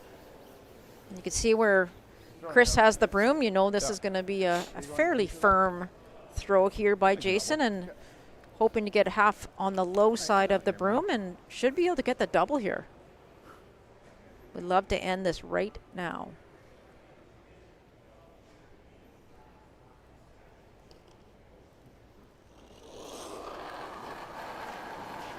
So potential final stone here for Jason Montgomery. Troy Cowan trying to bring it over. Does he have it? Whoa, what a Does shot! he have it? Yes, he does. Listen to that, Jason Montgomery. Wow. Safe to say that the fan favorites are in the building, and they will be back in the building tomorrow. Jason Montgomery will face off against Caitlin Schneider for the right to go to the Briar.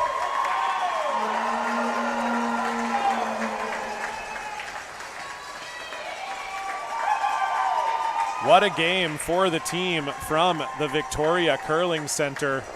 Took advantage of every opportunity that Team Richard gave them, and it will be a final score of 7-5.